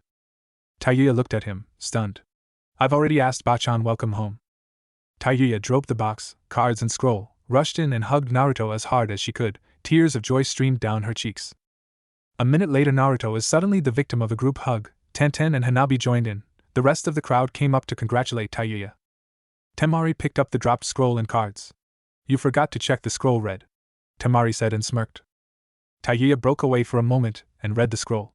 But I can't use this, I have to play a. Trust me, you can use the jutsu on that scroll. I know from experience that attack is perfect for you. Naruto said and smirked. Don't worry, Red. While I'm here in the village I'll help you get started. Tsunade-sama will help you after that since I'll only be here a few times a month on diplomatic missions for Gaara. My lil bro is the Kazekage after all. Thanks, Temari. Tayuya said. I'd better come along tomorrow. I don't think Naruto has the fashion sense for dressing kunoichis like us. Until today all he wore was an ugly orange jumpsuit. Temari said. Naruto glared at Temari. I heard that, Temari. Temari and Tayuya laughed. Tsunade, and a still slightly light-headed Sakura followed closely by her mother, come out of the house now. Naruto excused himself and ran to her. Are you okay, Sakura-chan? I didn't think you'd act. Naruto was cut off when Sakura glomped him, the smile on her face at least ear to ear. Sakura broke the hug, bent Naruto back and planted a long kiss on his lips so hot you could almost smell the smoke. Sakura dropped the red-faced Naruto to the ground and walked back to the stunned crowd with a huge smile of satisfaction on her face. She left him lay there twitching as blood ran from his nose. Tsunade and Sakari looked at each other, then burst out laughing. It took Naruto about 5 minutes before he could form full sentences again, and another 4 minutes before his blush faded. Several people, during and after Sakura's kiss, looked at Hinata, and were surprised to see that not only wasn't she mad, but actually smiled. About 10 minutes later everyone had chatted. Tsunade, Sakari and Sakura got caught up on what they missed while inside the house making sure Sakura was okay. That sure was interesting. I'm happy you all like your presents. Since I was gone for 3 years I missed everyone getting stronger, and I don't know what you can do now, so to fix that we're gonna have some friendly sparring matches. Naruto said. Alright. Kiba yelled, followed by a loud bark from Akamaru and cheers from several people. Sasuke even smiled at the thought of testing himself against many of the people here. I know many of you aren't trained ninjas, so you don't have to fight. I want everyone who's going to be fighting to go inside and change clothes. Naruto turned to the adults and gave them a I'm not gonna budge on this look. That means you too, Tsunade. This is my party, and Hokage or not, you're gonna join us, got it? Tsunade crosses her arms over her chest that looked him right in the eyes with one of her most withering glares, and was amazing to see him glare back just as fiercely. The brat has courage, I'll give him that. Oh what the hell, it could be fun. Okay Naruto, I'll do it, on one condition though, and this is not negotiable. The tone in her voice told him, and everyone there, that this will get serious if he even tried to argue with her. I'll only fight you. Tsunade pointed to Naruto.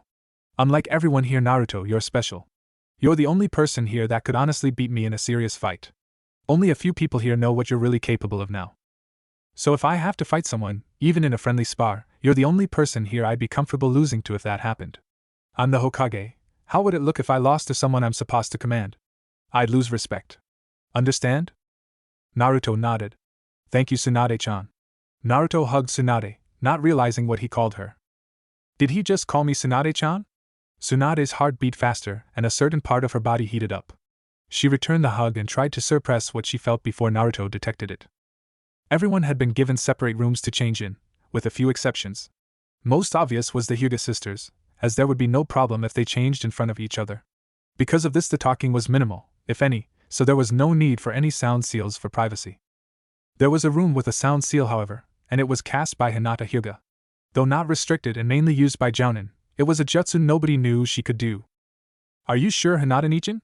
You said the jackets would hide us, Hanabi said nervously. I'm pretty sure Naruto-kun knows Hanabi. I hugged him a few times last week, and you hugged him twice earlier, Hinata said. You said Kas and told you even Kurenai couldn't detect the genjutsu, Hanabi said nervously. How could Naruto-kun know?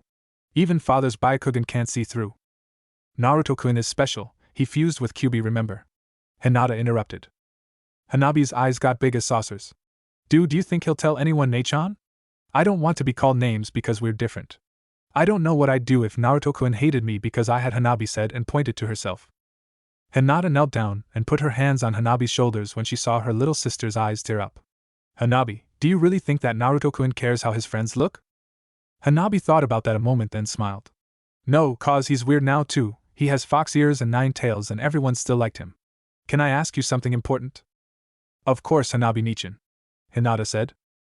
Are you gonna marry Naruto-kun and have babies? Hanabi said seriously. Hinata's eyes got big as saucers and she blushed. She knew Hanabi knew about the Clan Restoration Act, and that she loved him, but this caught her off guard. Hinata smiled. Hi, I would if Naruto-kun asked me. Hanabi, do you love Naruto-kun too? Hanabi did a quick inhale, and looked down at the floor. I liked Konohamaru for a while. I asked you about Naruto-kun, do you love him, Hanabi? I won't be mad if you do. We don't keep secrets from each other, Hinata said. Hanabi raised her head as her face turned red. Hi. I feel all warm in my belly and my heart beats faster. Me too, but you're not old enough for that yet, maybe in a few years. Now come on, get your jacket on and let's go out there and see who we're going to spar with. Don't worry, Hanabi, this won't be any worse than training with father. When you fight somebody, don't hold back, make father proud, Hinata said. And Naruto-kun too, I want to show him how strong I am, Hanabi said confidently, a big smile on her face. Now in the battle gear that they wore on missions, though Hanabi hadn't actually gone on any missions because she was still in the academy. She was dressed similar to Hinata, sandals, blue pants, Hinata's were black, and of course Hinata's old gray jacket over a black shirt, only the neck showed. Hinata's coat was purple and newer. Hanabi walked down the hallway with Hinata. Nei-chan, will you help me learn my new water jutsu? You can do two already so. Of course I will, Hanabi, you only had to ask me, Hinata said. Hanabi smiled and hugged her big sister. Thanks, Hinata-nichan. A woman screamed from downstairs. They looked at each other, then ran down the hall, down the stairs and across the room to the couch, worried someone was hurt. What happened, Sakura-chan? Hinata said, worried. Sakura looked up at them. Hello, Hinata-chan, Hanabi-chan. I showed mom what Naruto-kun got me, she screamed and fainted. Sakura, what's Rose? Tsunade stopped and sighed. You showed her and she fainted, right? Hi, Tsunade-sensei. I should have prepared her better, Sakura said. What is it, Sakura-chan? Hinata said. Sakura opened the box gently and slowly pulled up a shiny metal chain, and finally revealed a silver, ruby and diamond cherry blossom tree about 2 inches tall. Hinata and Hanabi gasped in amazement. They'd never seen anything so small, yet so intricately made. It actually looked like a real tree. It's a family heirloom we thought was lost when Mom was little. Ba-chan used to wear it all the time, Mom once told me. Mom remembered being told it was very special, but she died before she could tell Mom about it and pass it on to her. Tsunade-sensei told me it was in the Namikaze vault at least 15 years, Sakura said. Tsunade stepped close and used a diagnostic jutsu to check Sakari over, only because of her age and she wasn't a kunoichi. Tsunade was glad to find the woman in good health, and very fit for a civilian. She's fine, Sakura, just give her some water when she wakes up. Sakura nodded. Within 5 minutes everyone had changed. Tsunade had already, but her outfit change was hardly noticeable, if at all. Her usual worn green jacket, gray shirt, black pants and sandals she always wore. Since there were an even number of shinobi, Naruto had decided to do his own version of the Chunin exam matches, well, the first round anyway. Naruto gathered everyone around the couch and coffee table. Okay, because of time everyone may not get to fight, so to give everyone a chance to have their match there'll be a time limit of 30 minutes. Several people groaned, disappointed. As you all know, I'll be fighting Tsunade. I know many of you would love to spar with her, but because she's also the Hokage there are some things she can't risk, even for a friendly sparring match. So I'll have to kick her wrinkled old butt for you, Naruto said and smirked. The air in the room was suddenly very heavy, everyone turned to Tsunade, several gasped in fear at her expression. The silence was broken by Kiba. Naruto's dead. Many around him nodded, they had no doubt that her match with Naruto would be the best of the day. Nobody mentioned it, but they could swear they heard a low, very primal animal growl from her. Everyone looked at Naruto, they knew that if he wasn't who he was he'd be a bloody stain on the floor right now. They also saw the worried look on Naruto's face. They were right, Naruto was the only person that could refer to Tsunade as old and not need medical attention afterwards. Naruto may have pushed even his legendary luck a little far that time, and it was obvious he knew it. Anyway, Naruto said nervously. Let's get to the pairings, he said as he tried to change the mood in the room. Oh Kami, is she gonna hurt me? Naruto thought as he drew names. Many of the people called were very happy with their opponent, some weren't, for various reasons. A few didn't react either way. Once he'd paired them up, Naruto drew 2 names and let each choose their opponent. That put the final count at 10 matches. Some of them promised to be very entertaining. Everyone headed outside to the open field known as Training Ground 1. Okay, just to remind everyone of the rules. This is just for fun, so no attacks or jutsu that could be fatal. Why did everyone look at me? Sasuke said, only half serious. You can still win by knockout, or if your opponent gave up. Last, since we're fighting in a limited area, if you leave the training ground for any reason you lose. Naruto said. A ring out? Someone asked and got a nod from Naruto. Almost forgot, if your match ended because of time, we'll decide who won. Naruto said. With everyone in agreement, the first 2 fighters walked to the center of the training ground. First to walk out was an adorable little fireball called Hanabi. She was one of the 2 fighters chosen by her opponent. For Hanabi, this was Konohamaru, her classmate at the academy and grandson of the 3rd Hokage. He walked out, stood 10 feet in front of her and bowed. She returned the bow. Hanabi was pretty happy to be fighting him. She'd been really nervous she'd get chosen to fight one of the older shinobi, but as good as she was for her age, she knew in a real fight with almost everyone there she'd get slaughtered. Get ready, Naruto said.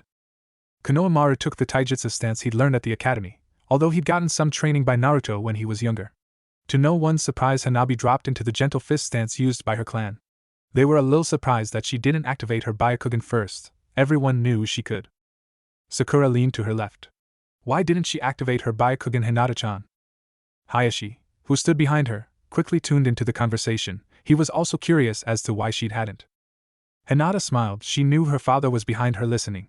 To prove her skill as a kunoichi and a hyuga. Inside, Hayashi grinned ear to ear, but his face didn't show even a hint of his feelings. Sakura thought a moment, then smirked and whispered to Hinata. She wants to impress him, doesn't she? Hinata nodded slightly.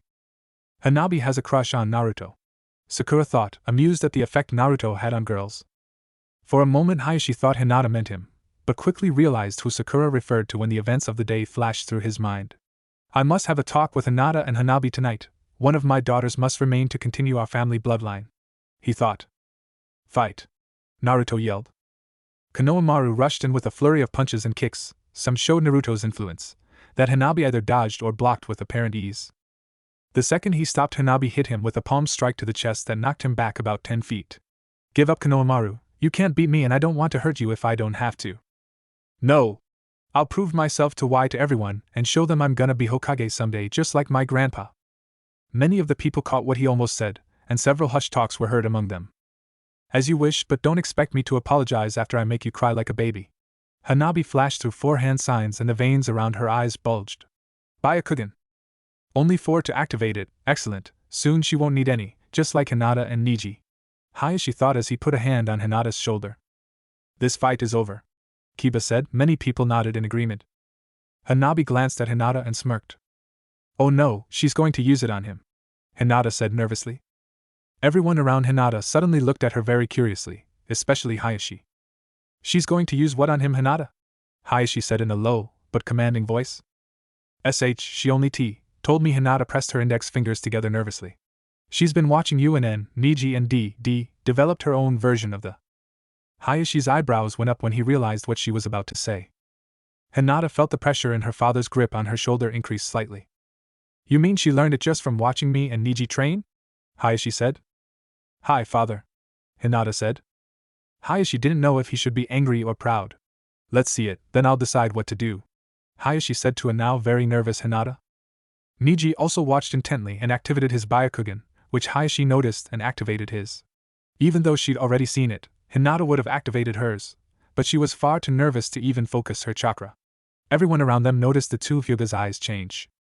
As Konohamaru charged, Hanabi flashed through a series of hand signs that got a gasp of shock from several people in the crowd that couldn't believe what they saw. It can't be, she's too young, someone yelled, but nobody paid any attention. As soon as Konohamaru got in range, Hanabi unleashed her version of the Hyuga clan's ultimate attack. Hanabi Storm, for trigrams 32 palms. Hanabi screamed at the top of her lungs. 248-16-32. Hanabi counted out loud as her hands lashed out at Konohamaru faster than she knew he could follow. And to the amazement of some Chunin, faster than they could follow. Konohamaru stood there a few seconds, utter disbelief on his face. The crowd watched just as stunned, but even that took a close second to what happened next. I love you, Hanabi, Konohamaru said, then fell face first into the dirt, unconscious. Did he say he loved me? Hanabi said before she collapsed. Luckily for her, Hayashi was behind her in an instant, and caught her before she hit the ground. Tsunade was there a second later with Konohamaru. The next match will be delayed, Tsunade said matter-of-factly. Nobody argued. I have to check him over. Hayashi nodded to her, and they went inside, followed by everyone else. When she finished her scan of him, and a Byakugan check by Hayashi, Tsunade told everyone he'd be fine, but he wasn't going to be able to do any training for a week to 10 days until his chakra points all opened again. Hanabi's attack had only closed half of them, unlike the full version, but it was all the major chakra points she hit. Hanabi knew exactly what she was doing. Hanabi woke up on the couch. Her Byakugan had deactivated when she'd fainted. The first face she saw, much to her horror, was the emotionless face of her father Hayashi. Right away Hanabi started to sweat. She knew one of two things was about to happen to her. Her father would be very proud of her for what she'd done on her own, or she'd be grounded the rest of her natural life, and would never see anyone outside the clan compound again.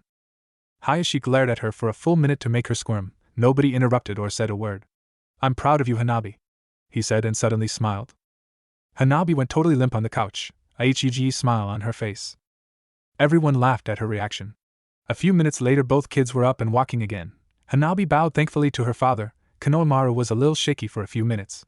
Hanabi apologized to him for what she'd done, and admitted she'd gone a bit far, and used him to show her new jutsu to her father. He was kinda mad at her, but that feeling was obliterated when she told him she's go out with him once to make up for it. Just lunch, I'll pay, and don't even try to kiss me, Konohamaru, Hanabi said. Konohamaru nodded and blushed. She liked him, even respected him, and although they were friends she loved teasing him. This just gave her a new weapon to use against him. She noticed lately that Moegi seemed to get a little upset when she did. Does Moegi like him? If she does, I better not mention he liked me. It was hard enough getting them to like me as Hanabi, not because I'm Hanabi Hyuga. Oh no, I promised I'd go on a date. I hope he'll let me buy him and his friends lunch instead, since they weren't able to come to the party, Hanabi thought. After Konohamaru composed himself, and before everyone went back outside for the next match, Hanabi had a private talk with a slightly blushed Konohamaru. After a few minutes he agreed to let Hanabi buy him and his friends lunch instead of a date. She also, rather sadly, told him she was flattered he liked her, but her heart belonged to someone else and they could only be friends. This was a blow to him, but he handled it well. This was nothing compared to how he felt when he lost his grandpa, the third Hokage. What she didn't mention was that she was pretty sure Moegi liked him, but she'd talk to Moegi tomorrow about that. Hanabi thought Moegi reminded her of how Hinata used to act around Naruto-kun, although Moegi didn't faint like Hinata did. With everyone okay, they returned to training ground 1. This was the other choose your opponent match. The drawn name was Ino, and to no one's surprise she chose Sakura. She'd stated very clearly she wanted a rematch from the Chunin exams, as did Sakura. They couldn't let things stand at a draw. They were best friends now, but that wouldn't stop either from giving her all against her favorite friendly rival. Everyone looked forward to the rematch also, especially an almost drooling Kiba. The thought of the Teo-busted Kunoichi fighting almost too much for him to handle. This fact was very obvious to everyone, except Konohamaru and Hanabi, but nobody was going to fill them in on why Kiba was so excited about the next match. Especially not after Tsunade and Hayashi passed a quick glare around the room. If asked, they'd say Bakuyushi loved fights. Nobody there was foolish enough to want the Hokage Tsunade and Hayashi Hyuga mad at them. That's like asking to have your life turned into a living hell if you were very lucky. Well, everyone didn't return to the training ground. While Hanabi and Konohamaru had their talk, another was going on, Sakura and Ino. Both girls then talked to Tsunade and made sure nobody overheard them. Nobody saw the two kunoichi and the Sannin slip out of the room for a moment either. Before the two girls returned, Tsunade had a quick chat with Hayashi, who got his youngest daughter and her friend to stay in the house so they can discuss Hanabi's new jutsu, look around, things like that. It's what he told them anyway. They didn't want to miss the other matches, but Hayashi told them the other matches weren't for their eyes and to drop the subject. Hayashi didn't fully know why. All Tsunade had said was that the other matches just became shinobi only. The way she'd said shinobi only made him very curious, but when the Hokage asked him to keep the kids inside, as a personal favor to her, he wasn't going to refuse. Not just because he respected her, but he was smart enough to know that having the Hokage owe you a personal favor was an opportunity he wasn't going to miss. The potential benefit to his clans, and even his own, honor and status far outweighed anything else. As head of the Hyuga clan, his top priority was to keep the clan strong. Tsunade, even just a month ago, would have never done what she did. Hayashi Hyuga was a hard-ass when it came to his clan, and she knew as well as the council how he thought, but since Naruto's return, and the whole truth about Naruto revealed, he changed a lot. It wasn't noticeable in public, however. His steel exterior was well polished. What is it about you, Naruto, that makes you so special? Tsunade thought as she walked out to training ground 1. The two young kunoichi walked out to the center of the training ground, and stood only 2 feet apart. You ready to do this, bitch? Ino asked with a smile. Show me what you've got, slut. Sakura smiled back. Both bowed respectfully. If anyone had listened, they would have been surprised, not by what was said, not even by who said it. The girls' rivalry wasn't a secret, but by the fact that their insults didn't carry even the smallest hint of malice, only respect. What they were going to do would cost both some dignity, but they were willing to pay it for the end result. Naruto turned to Tsunade, who stood next to him. They aren't going to hurt each other, are they not, like they did during their match in the Chunin exams? Tsunade could hear the genuine concern in his voice for their safety. Even in a friendly sparring match, both girls' tempers were well known to flare up out of control. No, Naruto. It'll be a rough match, but nothing worse than what they've done during normal training. They've gotten a lot stronger in the 3 years you were gone. That's what worried me, Naruto said. Tsunade just smiled and let out a quiet sigh. Please be careful, girls, Tsunade thought. Ready *, Naruto yelled. Both girls jumped back 10 feet. Fight, Naruto yelled. Sakura quickly made a hand sign everyone recognized instantly. Shadow Clone Jutsu. A moment later there was 2 puffs of smoke and 3 Sakuras stood there. Sakura-chan can do the Shadow Clone Jutsu? Naruto said, stunned. Hi, Naruto, Tsunade said. And much more, Tsunade thought. She's seen you use it so often to win a battle, so she asked me to teach it to her. She doesn't have your chakra capacity, but her control is perfect, so she doesn't need to use quite as much chakra as you do. You really have gotten stronger, Sakura-chan, Naruto thought. The 2 outside Sakura clones circled out and charged Ino from the sides. Ino just smiled. Once they were close, Ino jumped up, dodged both punches, and did a spinning splits kick that hit the 2 Sakura clones in the face, then landing on her feet and faced the original again. The 2 shadow clones pop off out of existence. Your taijutsu has really improved, Ino, Sakura said. Ino smiled. Well, I can't exactly use my mind transfer jutsu in the middle of a fight now, can I? All that leaves is weapons and taijutsu, and I always was a nasty bitch. Oh, by the way, nice shadow clones, Sakura. Thanks. And Ino gotcha, Sakura said and smiled. Sakura suddenly popped out of the ground behind Ino and grabbed her in a full Nelson that Ino knew she can't break. Because of her special training from Tsunade, Sakura's strength had increased to an incredible degree. She was second in physical strength, only to Naruto and Tsunade, and everyone knew it. What HEY? Ino struggled for a moment. You sneaky bitch, you mean that was a shadow clone the whole time? Ino said, stunned. Hi, Sakura said as she clamped the full Nelson a little harder. How the hell did you do that, Sakura? Ino said and grunted slightly. Just my version of a jutsu Kakashi-sensei did to Sasuke in our final exam when we became Team 7, Sakura said. Kakashi and Naruto smirked as they remembered the incident Sakura had just referred to. Sasuke turned to the clothes by Tsunade, noticeably impressed. Sakura not only learned the Shadow Clone Jutsu, but she combined it with the Headhunter Jutsu to create her own jutsu? Tsunade smiled when she saw Naruto stare at her with the same look on his face as Sasuke. Hiya, she did, Sasuke. Tsunade said proudly. I didn't think that was possible. I really underestimated Sakura. Sasuke said. His statement stunned everyone that heard him actually compliment Sakura's skill. Okay, Sakura, I wanted to play a little longer, but if you want to step it up now, that's fine with me, Ino smiled. I learned this from Temari last year. No kunoichi can withstand it. Oh, Kami, watch this, Temari said as she held in her laughter. Everyone watched the two kunoichi intently. Temari almost couldn't wait to see what Ino was about to do to Sakura. I almost feel sorry for Sakura, almost. A big smile and slight blush appeared on Temari's face. You're bluffing, Ino. Your arms are trapped. You can't make a hand sign, Sakura said. Ino laughed. This jutsu I can. Although she knew her life wasn't in any danger, and she made a special deal with Ino just before this match, Sakura actually got nervous. What did Temari teach her? Sakura thought, then felt Ino's right arm twitching. Sakura looked up and saw Ino doing a series of one-handed signs she's never seen before. Kunoichi's shame, Ino yelled out. Except for Temari, the other kunoichi including Tsunade, all suddenly get extremely curious, but nothing happened right away. The men are just as curious. They all heard Ino say that no kunoichi could withstand it. What's kunoichi shame, Tsunade-sama? I've never heard of it, Tenten said. I don't know, I've never heard of it either, Tsunade said. This really surprised everyone. Tsunade suddenly recalled something said earlier. What's the jutsu do, Temari? Tsunade says in an almost commanding voice. I'll explain it later, Tsunade-sama, I promise. I created it, but Ino mastered it. Please just watch, it should hit Sakura any second, Temari said with a big smile. She hoped she didn't upset Tsunade the way she dodged the question. She didn't lie to her, she would explain the jutsu in detail, since she did create it.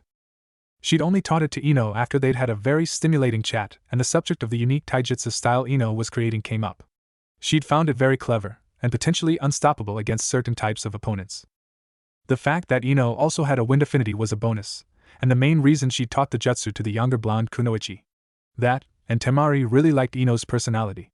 Ino was a bit of a bitch, but Temari was too. It was part of her charm. Sakura suddenly released Ino, threw her head back and screamed. Her whole body went stiff as she shook. There's dust swirling around Sakura-chan's feet, Hinata said. Sakura! Tsunade suddenly screamed, her eyes wide open as her guess on the jutsu's effect is confirmed. Temari laughed as Sakura continued to scream, but it wasn't from pain. Anko, Kurinai and Sakari gasped in shock when they realized what the jutsu did and blushed. Although not a kunoichi, Sakari had some training as a girl and remembered the special code kunoichi live by. Oh my poor Sakura, Sakari said before she fainted. The women, after it was mentioned, looked intently at the dust swirling around Sakura's feet, and realized it's actually a small, visible tornado. What made them all gasp in shock was they noticed it was directly between her feet, and went all the way up between her legs. After a minute the dust swirl dispersed and Sakura struggled to stay on her feet as she sweated profusely and panted heavily, her face red. A few moments later Sakura regained her balance and rested, bent over, her hands on her knees. Ino stood there and smiled ear to ear, her face bright pink. About a minute later Sakura stood up, her breathing normal now, an almost blissful smile on her face. Temari taught you that, huh? Ino nodded. She knew if she even tried to talk right now she'd laugh her head off. Sakura looked over at Temari and locked eyes with her. I don't know if I should thank her for teaching you that or kill her. Temari suddenly stopped smiling and her face got a little pale. Although her wind attacks were very powerful, Temari knew that if Sakura gets her hands on her she could very easily become Sakura's bitch if she was lucky. She's a good fighter, but her razor-sharp mind told her she's no match for Sakura in a serious hand-to-hand fight. The pink-haired kunoichi could literally knock her head off if she really wanted to. I hope she's joking, Temari thought. Well, Ino, shall we continue? Sakura said and smiled. If you're ready, Sakura, Ino managed to say, her emotions almost back to normal. And Ino, I want to thank you for not taking advantage of the situation. The crowd on her left, Sakura winked slyly at Ino with her right eye. Ino winked back. Both knew if this was a real fight that was Ino's only chance to beat her, and 3 years ago, had Ino known that jutsu, she would have charged in and finished Sakura.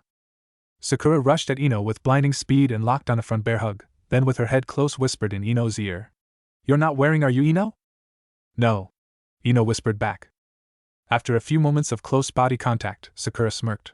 Ino, you're such slut, Sakura said playfully, then her expression changed. I'm sorry I have to do this to you, Ino, but I'll make it up to you, I promise. Sakura whispered so only Ino could hear. I'll live and it'll be worth it for his reaction. Ino took a focusing breath. I'm ready, Sakura, do it. Unlike everyone else, Tsunade knew that this wasn't a real sparring match, but a special housewarming gift for Naruto that Sakura and Ino came up with at the last minute. Despite that, and knowing the basic plan for the outcome of the fight, she'd been totally caught off guard by the unusual jutsu Ino had used. Which reminded her to have a talk with the Sand Kunoichi after the match was over. She hated to admit it to herself, but like Jiraiya and Sarutobi the third Hokage did to Naruto's sexy jutsu, that Kunoichi's shame jutsu Temari and Ino knew, once mastered, would defeat her in a single move and leave her helpless. Tsunade glanced over at Sakari and saw her being held up by Iam while she recovered from her faint, then nodded her thanks to the girl. Sakura gave Ino a seemingly powerful squeeze, which caused Ino to scream, then suddenly released Ino and grabbed her shoulders. "I've waited a long time for this moment, you slut," Sakura yelled, before she drove her right knee up between Ino's parted thighs, which lifted her off the ground a good 6 inches. Tsunade could tell that knee was real and had a good amount of power behind it, judging by Ino's reaction. Tsunade reaches out and grabbed Naruto's shoulder with an iron grip. "Don't get involved, Naruto. Forget for a minute they're your friends and just enjoy the fight, trust me." The look in her eyes told him she was sincere. He sighed and turned back to watch the girls fight, pushed all his personal feelings aside like Jiraiya taught him to do when he had to do something he didn't want to, like when he killed Itachi. Naruto saw the pure agony on Ino's face, and a cruel smile in Sakura's. He knew that look from Sakura very well from personal experience. She's never need him there, which he was grateful for, especially now that she was so strong, even he couldn't withstand an unexpected hit there without folding up. Sakura grabbed the base of Ino's long ponytail in her left hand and lifted her off the ground about 6 inches. "You need some humiliation to go with your beating, bitch." Everyone heard Sakura's statement, a little shocked by how cruel she's being in a friendly sparring match with her best friend. Sakura walked over near the sideline, in front of the crowd, specifically Naruto. "If you guys want to see this big slut stripped and beaten, come down here by Naruto." Everyone but Shino, Iam's father and Tenten's father, moved down by Naruto. Nobody dared stand in front of Naruto though, they didn't want to risk making Sakura mad, as she was obviously doing this for him. Sakura stood facing them, Ino hung by her ponytail next to her, and also faced them. Her eyes looked at the ground, not that anyone looked at her eyes. Sakura grabbed Ino's shirt in the center of her ample chest, with a yank ripped it completely off and revealed Ino's bare. There was a moment of silence as everyone finally got a look at what Ino had flaunted for years in her tight clothes. It was worth the wait because they were beautiful. Full, round, and as big as melons, A/N 3080 cup, with only a little sag from their weight, and capped by dark red areola almost 5 inches across and thick about an inch long. Her stomach, what they could see of it, was wrapped in bandages, but many shinobi wore bandages on their body and limbs for extra protection. Sakura turned Ino so they faced each other, and with her right fist drove one devastating punch after another straight into Ino's left with blinding speed, her big red used as a target. Then Sakura switched hands, held the now heavily sobbing Ino up with her right hand, repeated her action on Ino's other, which left both covered in bruises. "They were nice, weren't they?" Sakura asked coyly, saw the look on Naruto's face, but something else about Naruto almost made her break her concentration when she saw the subtle outline in his clothes. Inner Sakura, however, totally freaked out. The guys nodded absent-mindedly, including Naruto. There was something about watching Sakura and Ino fight, especially since Ino was now topless, but even badly bruised he found her amazing. They're as stunning as Tayuya's, but not nearly as large as the redheads. "Now that the prelims are over, let's get to the main event, shall we?" Sakura said, reached down and grabbed the waistband of Ino's pants. "No, please," Ino said quietly. Sakura was honestly amazed Ino was still conscious. Forget everything else, she was genuinely impressed by Ino's inner strength. "Sorry, Ino, but you're in no position to stop me." "Please, Sakura-chan, don't do it." Sakura caught a subtle undertone in Ino's voice, and knew what it meant. "On second thought, only one of you deserves the honor, so I'm ending this." Sakura stood Ino on her feet, held her bare shoulders to keep her up, with Ino's back to the crowd. Unseen and unheard by everyone, Sakura had a quick chat with Ino that ended with a slight nod from Ino that looked like her head dropped. Sakura then drove her right knee once again up into Ino's womanhood. The impact not only lifted Ino off her feet, but sent her flying to land spread-eagled on her back just outside of the training grounds border, and ended the match with a ring out. The instant Ino hit the ground, Tsunade took over. She had Ino scooped up in her arms, bridal style, in 2 seconds. "Sakura, Sakari, Temari and Naruto, come with me, everyone else stay here, and if I hear even the slightest comment about this from anyone," Tsunade's face went absolutely stone cold. "They'll have to deal with me." The tone in Tsunade's voice sent a shiver down everyone's spine. Nobody had even the slightest doubt in their mind that if they even attempted to do anything other than what she said, it could mean their life if they were very lucky. Even Anko had a very unfamiliar feeling in the pit of her stomach terror. Inside the house, Hayashi had felt the immense chakra spike, and knew it could only be Tsunade. He silently activated his Byakugan, saw them racing for the house. He quickly deactivated it, and made sure he got the kids into another room, so the hallway to the bedrooms was clear. Tsunade and company were in Naruto's master bedroom not even a minute later. The door was locked seconds later by Naruto on a command from Tsunade. Outside, Shizune watched everyone closely, her hearing now enhanced to a degree that would impress even a jounin. Shizune knew Tsunade would want to know if anything was said. She knew the two civilians didn't feel her chakra rise beyond her official level. She very rarely did it because to reach and maintain this level of concentration put an incredible strain on her. She just hoped they'd return before she reached the limits of her strength. If she didn't have to move, she could channel all her chakra into her ears. Even Naruto couldn't sneak up on her right now. She hadn't intended to use her gift, but Tsunade's voice had upset her, and once activated, her options were very limited on what she could do. -16 minutes later, outside. Tsunade and Temari walked out the back door. They rejoined the group and everyone sighed in relief when they saw Tsunade's face. She smiled again, as was Temari. As soon as she was outside, Tsunade scanned the group, found who she wanted, and almost showed the shock she felt. Damn it, Shizune, you didn't have to do that. I must have upset her. I'll make this up to her later, Tsunade thought. Shizune. They locked eyes for a second. Shizune knew Tsunade had asked if she was okay. She nodded. Both knew she just needed to rest a few minutes. The few shinobi that watched Shizune until she relaxed saw her knees almost buckle for a moment before she regained her calm. Sure. Go to Naruto's room, talk to Sakari, Tsunade said. Hi, Tsunade Sama. Shizune nodded, and felt her strength back. She ran off at high speed and disappeared inside the house a moment later. Ino is fine. Any other questions or comments I strongly suggest you keep to yourself. And until I say otherwise. Tsunade's smile dropped away. That match never happened. Do I make myself perfectly clear? Everyone nodded that they understood. The look on her face was unmistakable, even to Ayame and her father who ran Naruto's favorite ramen stand.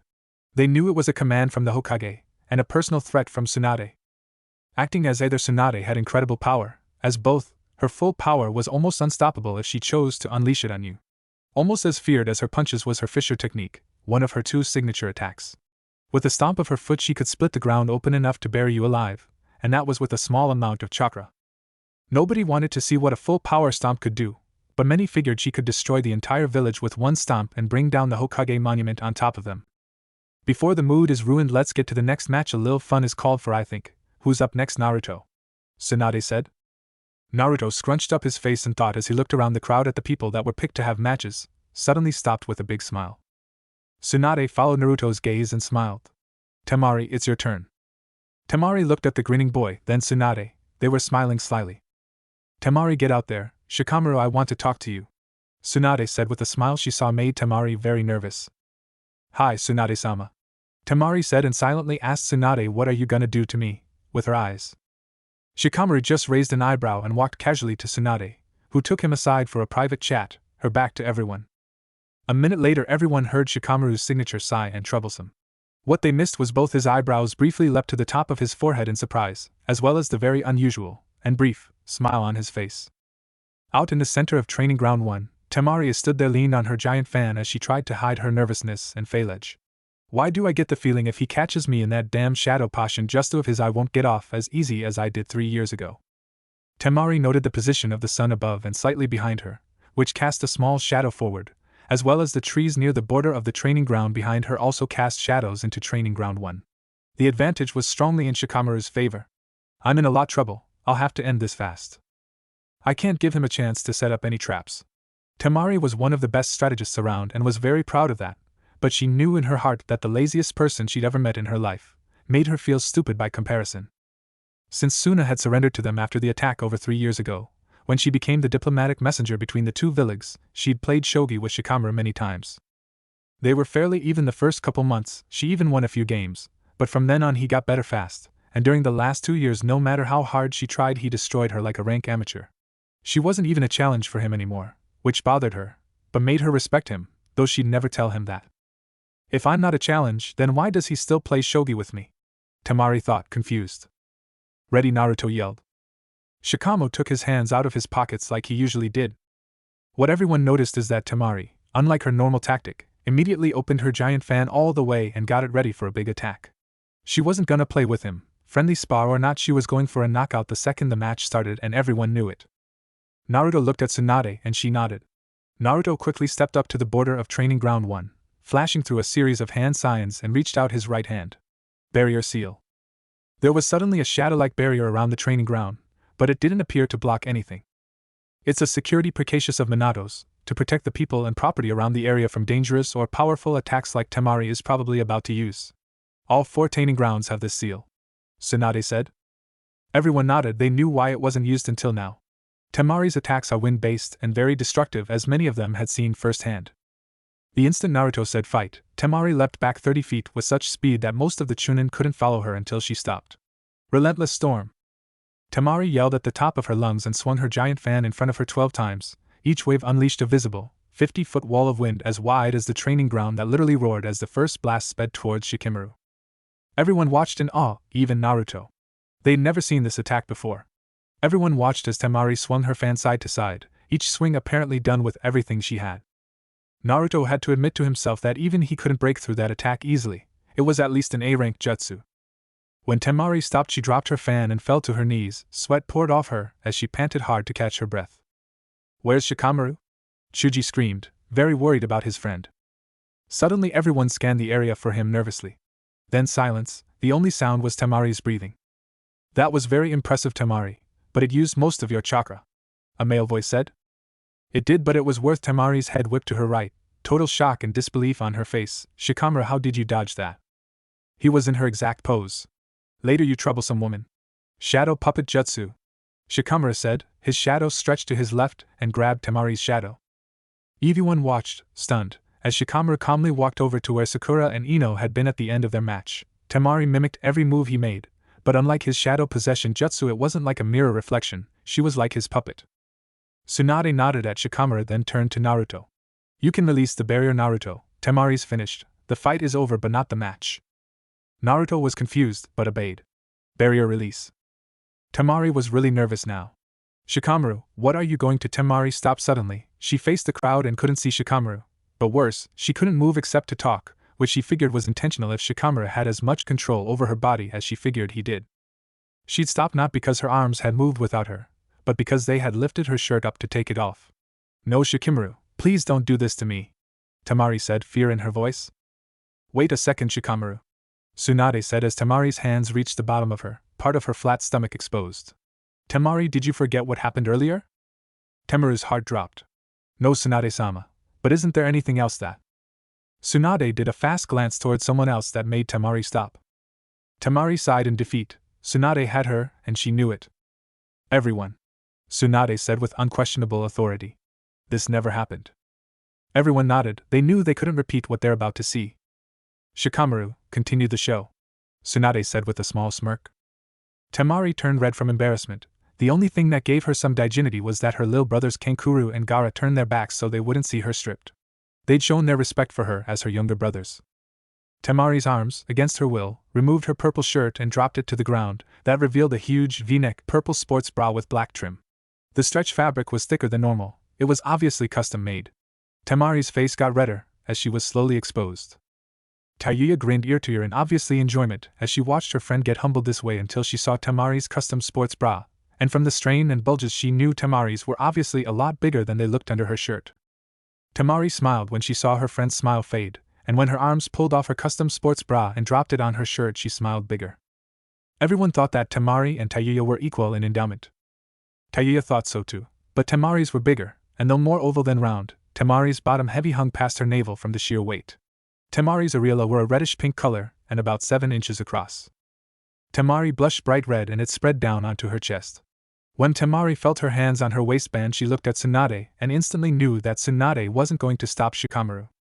She was happy when she was able to clamp her eyes shut as she felt the last of her modesty slide down her legs, it exposing the patch of very blonde curls above the otherwise smooth skin around the slit between her bare, muscular thighs. "That's enough, Shikamaru, let her go," Tsunade said. Temari's eyes popped open. The instant she was free she yanked up her black skirt and purple panties, grabbed her shirt and sports bra from the ground to cover her chest and raced into the house, blushed a deep scarlet, her fan still in the training ground where she'd knelt. What they didn't see was her face as she ran to the house.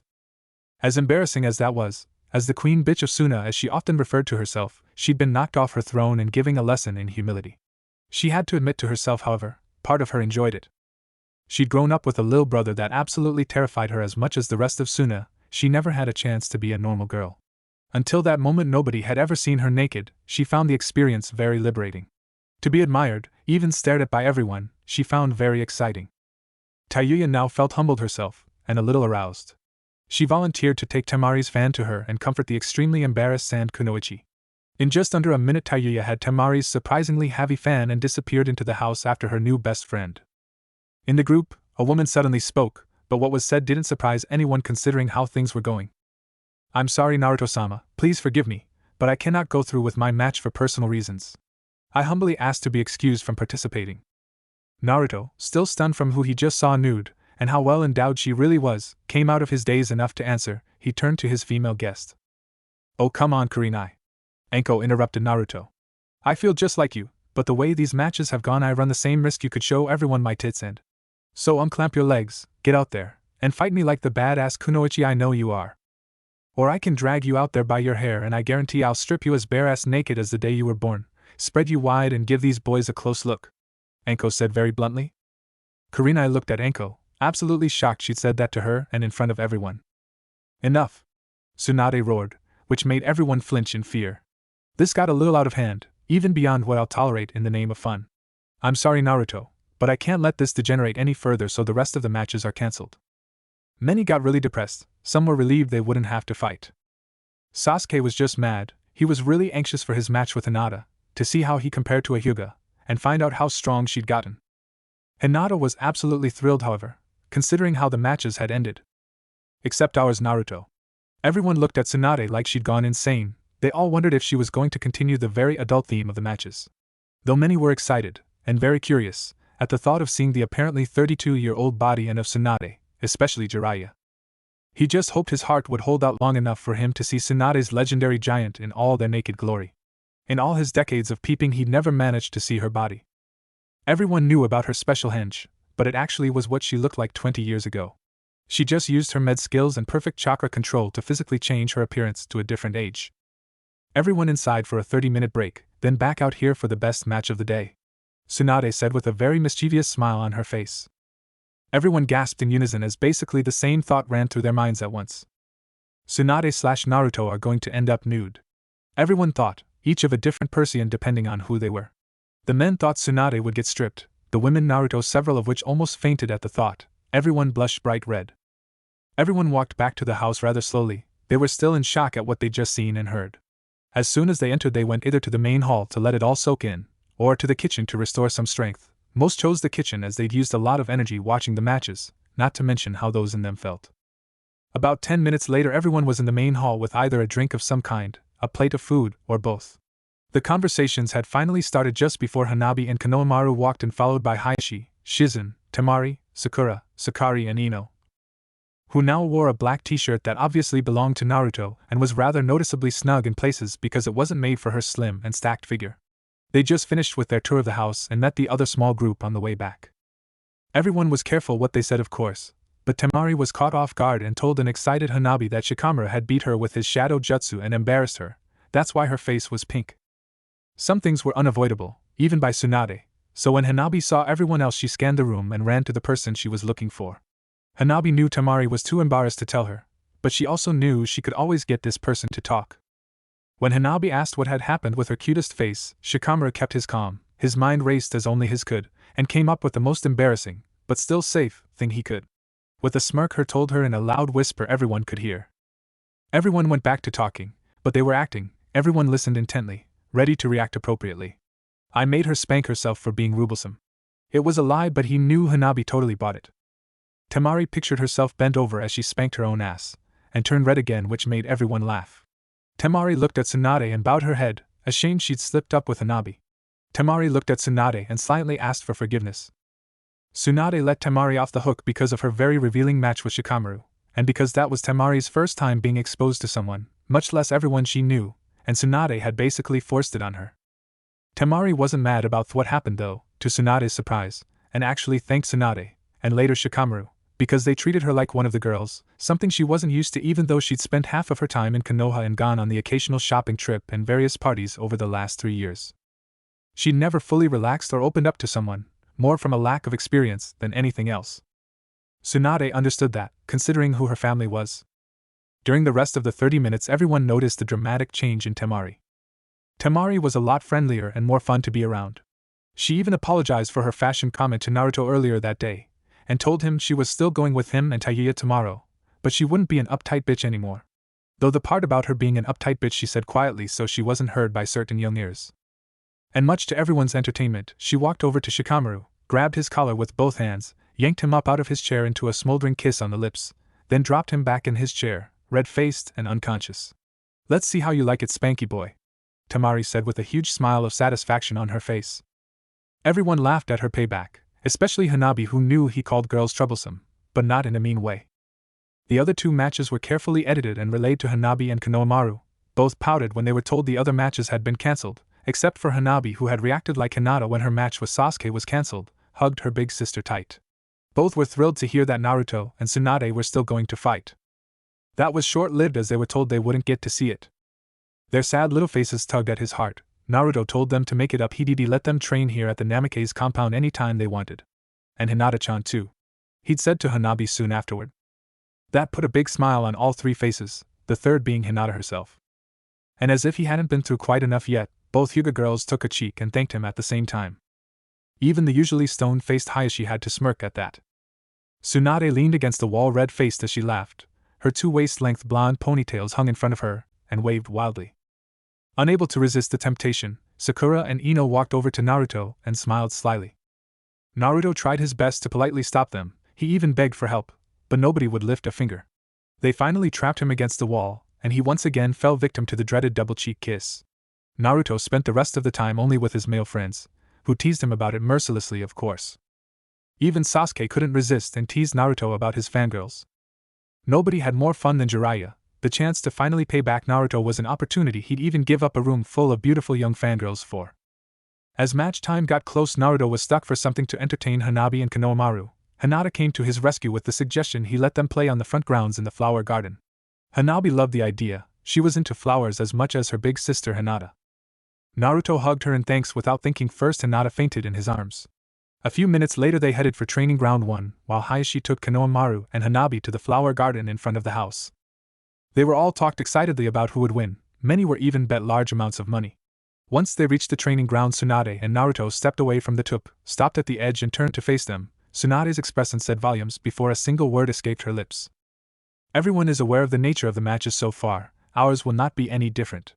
Naruto, during the match I want you to think of me as your enemy, not your friend, not your Bachan, not even your Hokage. His face told everyone how he felt. He was nervous. As your friend and your Hokage, I'm asking you this. Tsunade turned and put her hands on his shoulders, her face soft. Promise me you won't hold back because you're afraid you'll hurt me. Naruto closed his eyes and lowered his head, obviously deep in thought. Everyone looked at him intensely because they knew Naruto never broke a promise. Nobody made a sound or moved for the 2 minutes he stood there. He raised his head and opened his eyes, his